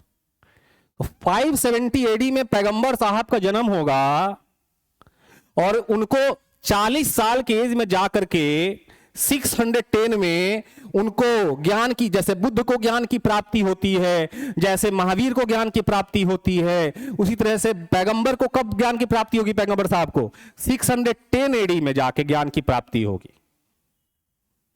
ठीक है, और 622 में वो ट्रैवल करते हैं अपने बर्थ प्लेस से। कहां बर्थ प्लेस है जी? मक्का। मक्का से मदीना स्टार्ट होता है हिजरी संवत। ठीक है, और जब मक्का से मदीना जाएंगे तब जाके पहला मुस्लिम स्टेट बनेगा, और मुस्लिम स्टेट बनेगा तो कौन सा एरिया? यही वो एरिया है ना, अरब पेनिनसुला, जहां पे एवोल्यूशन होगा इस्लाम का। उसके पहले तक तो ये सब कैसा वर्ल्ड है? क्रिश्चियन वर्ल्ड में तब्दील हो चुका है। सारा यूरोप क्या है? क्रिश्चियन वर्ल्ड है। रोमन एम्पायर का दबदबा है। रोमन एम्पायर कौन नहीं जानता? नहीं, इतिहास के सबसे बड़े साम्राज्यों में से एक, जिसका जो पूरे यूरोप को तो कवर किया ही था, आधा अफ्रीका भी कवर किए हुए था, इधर नॉर्दर्न अफ्रीका। हाँ हाँ, ठीक है। वो वर्ल्ड हिस्ट्री में डिटेल में पढ़ेंगे, अभी हम जहां पे इस पे फोकस कर ले हम लोग, है ना। तो बाद में देखेंगे कि ईस्टर्न जो रोमन एम्पायर और western Roman empire, Roman empire का एक राजधानी रोम हो जाएगा और एक का हो जाएगा कॉन्स्टेंटिनोपल, जो बाद में तुर्की में तब्दील होने वाला है। ठीक है, यहां तक समझने में कोई दिक्कत? तो जिस वक्त तक इवोल्यूशन नहीं होता इस्लामी एम्पायर का, इस्लामी साम्राज्य का, तब तक यूरोपियन का डायरेक्ट कनेक्शन इंडिया के साथ है। डायरेक्ट इंडिया आते हैं, कॉमोडिटीज खरीदते हैं, कॉमोडिटीज में स्पाइसेस है, मसाले हैं, टेक्सटाइल्स है, महंगे महंगे हीरे जवाहरात हैं, और उसको खरीद के ले जाके यूरोपियन मार्केट में सेल करते हैं। लेकिन जब इस्लाम का इवोल्यूशन होगा, इस्लाम जब स्प्रेड करना शुरू होगा, तो इस पूरे टेरिटरीज में इस्लामी एम्पायर एस्टैब्लिश्ड हो जाएगा, और बीच में एक मीडिएटर के तौर पे ये उभरेंगे अरब्स। कैसे उभरेंगे? मीडिएटर के तौर पे। अब ये अरब्स जो हैं, ये जो अरब्स हैं, वो इंडिया आते हैं, कमोडिटीज परचेज करते हैं, माल खरीदते हैं, गुड्स लेते हैं, और जाते हैं अपने, जैसे राजधानी बदलता रहा, कभी दमास्कस रहा है, कभी बगदाद रहा, राजधानी सीरिया में भी रहा है अरब साम्राज्य का, और बगदाद में भी रहा है। अलग अलग वंशजों की बात है, वो वंशज हम मेडिवल हिस्ट्री में पढ़ेंगे कि उमैया डायनेस्टी रहा है तो कैसे रहा है ना। तो वो बात की बात है। बस ये जान जाइए कि वो अपने राजधानी ले जाते हैं, मान लीजिए बगदाद ले जाते हैं, यूरोपियंस बगदाद में आते हैं, है ना। अब अरब जब इंडिया आया तो उस माल पे अपना प्रॉफिट रखेगा ना। 1 रुपए में खरीदा और यहां पे ले जाके ट्रांसपोर्ट करते करते हो सकता था कि वो 5 रुपए हो गया। तो जो यूरोपियंस डायरेक्ट आके 1 रुपए में माल खरीदते थे, अब उनको कितना में खरीदना पड़ रहा है? प्रॉफिट तो उतना ही चाहिए उनको। अब ले जाकर के वो यूरोप में भी 2 बहुत प्रमुख जगह है, नाम है वेनिस और जिनोवा। दोनों इटली के शहर थे, वेनिस और जिनेवा। जिनोवा, वेनिस का नाम सुना आपने, और जिनोवा। ठीक है, तो वेनिस और जिनोवा, ये जैसे मान लो ना मंडी है, होलसेल मंडी है। हमारे शहर में भी होलसेल मंडी है ना, पटना सिटी में। क्या? या बाजार समिति, सब्जी खरीदने जाना, बाजार समिति होलसेल मंडी है सब्जियों का। हर शहर में होलसेल मंडी होता है ना, कोई ना कोई। ठीक वैसे ही ये यूरोप का होलसेल मंडी है। वेनिस और जिनेवा के व्यापारी अब पहले डायरेक्ट इंडिया से आके लेके जाते थे, अब ये अरब से खरीद के ले जाते हैं, बीच में मीडिएटर ये है। क्लियर है? और उस पर प्रॉफिट अपना रख के बेचते हैं सामान। क्लियर है? सब कुछ अच्छा चल रहा है। 15th सेंचुरी आ गया, है ना। ट्रेड रिलेशन बहुत अच्छे से चल रहा है, लेकिन क्या हुआ ऐसा, उन कॉजेस के बारे में हमें समझना पड़ेगा। ऐसे कौन कौन सी घटनाएं होंगी, कौन कौन से वो इंसिडेंट होंगे, what were those events, what were those causes due to which this new European nations try to explore new routes. कौन कौन से वो कारण हैं जिसके कारण से जो नए यूरोप के जो देश बने हैं, स्पेन और पुर्तगाल नए देश हैं, कैसे बनेंगे उस पर भी बात होगी। ये नए सी रूट खोजने की चाह इनके अंदर जगती है कि नहीं, हमको नया सी रूट चाहिए। ठीक है, इस पे हम लोग कल से विचार करेंगे और, है ना, देखेंगे। इतना भी पढ़ा पा रहे हैं बहुत। कुछ दिन में हमें लगता है कि 10-12 दिन में और बहुत अच्छे से फिट हो जाएंगे हम। ठीक है, चलिए। तो मजा आया? नहीं आएगा तो बीच क्लास में ही बोलना है कि सर मजा नहीं आ रहा है। क्या दीपरंजना, समझ में आया? चलिए, मिलते हैं हम लोग कल धीरेन्द्र। कल से हम लोग 5:30 तक, थोड़ा सा और धीरे धीरे समय बढ़ा देंगे हम, कल से 5:30 तक क्लास चलेगा।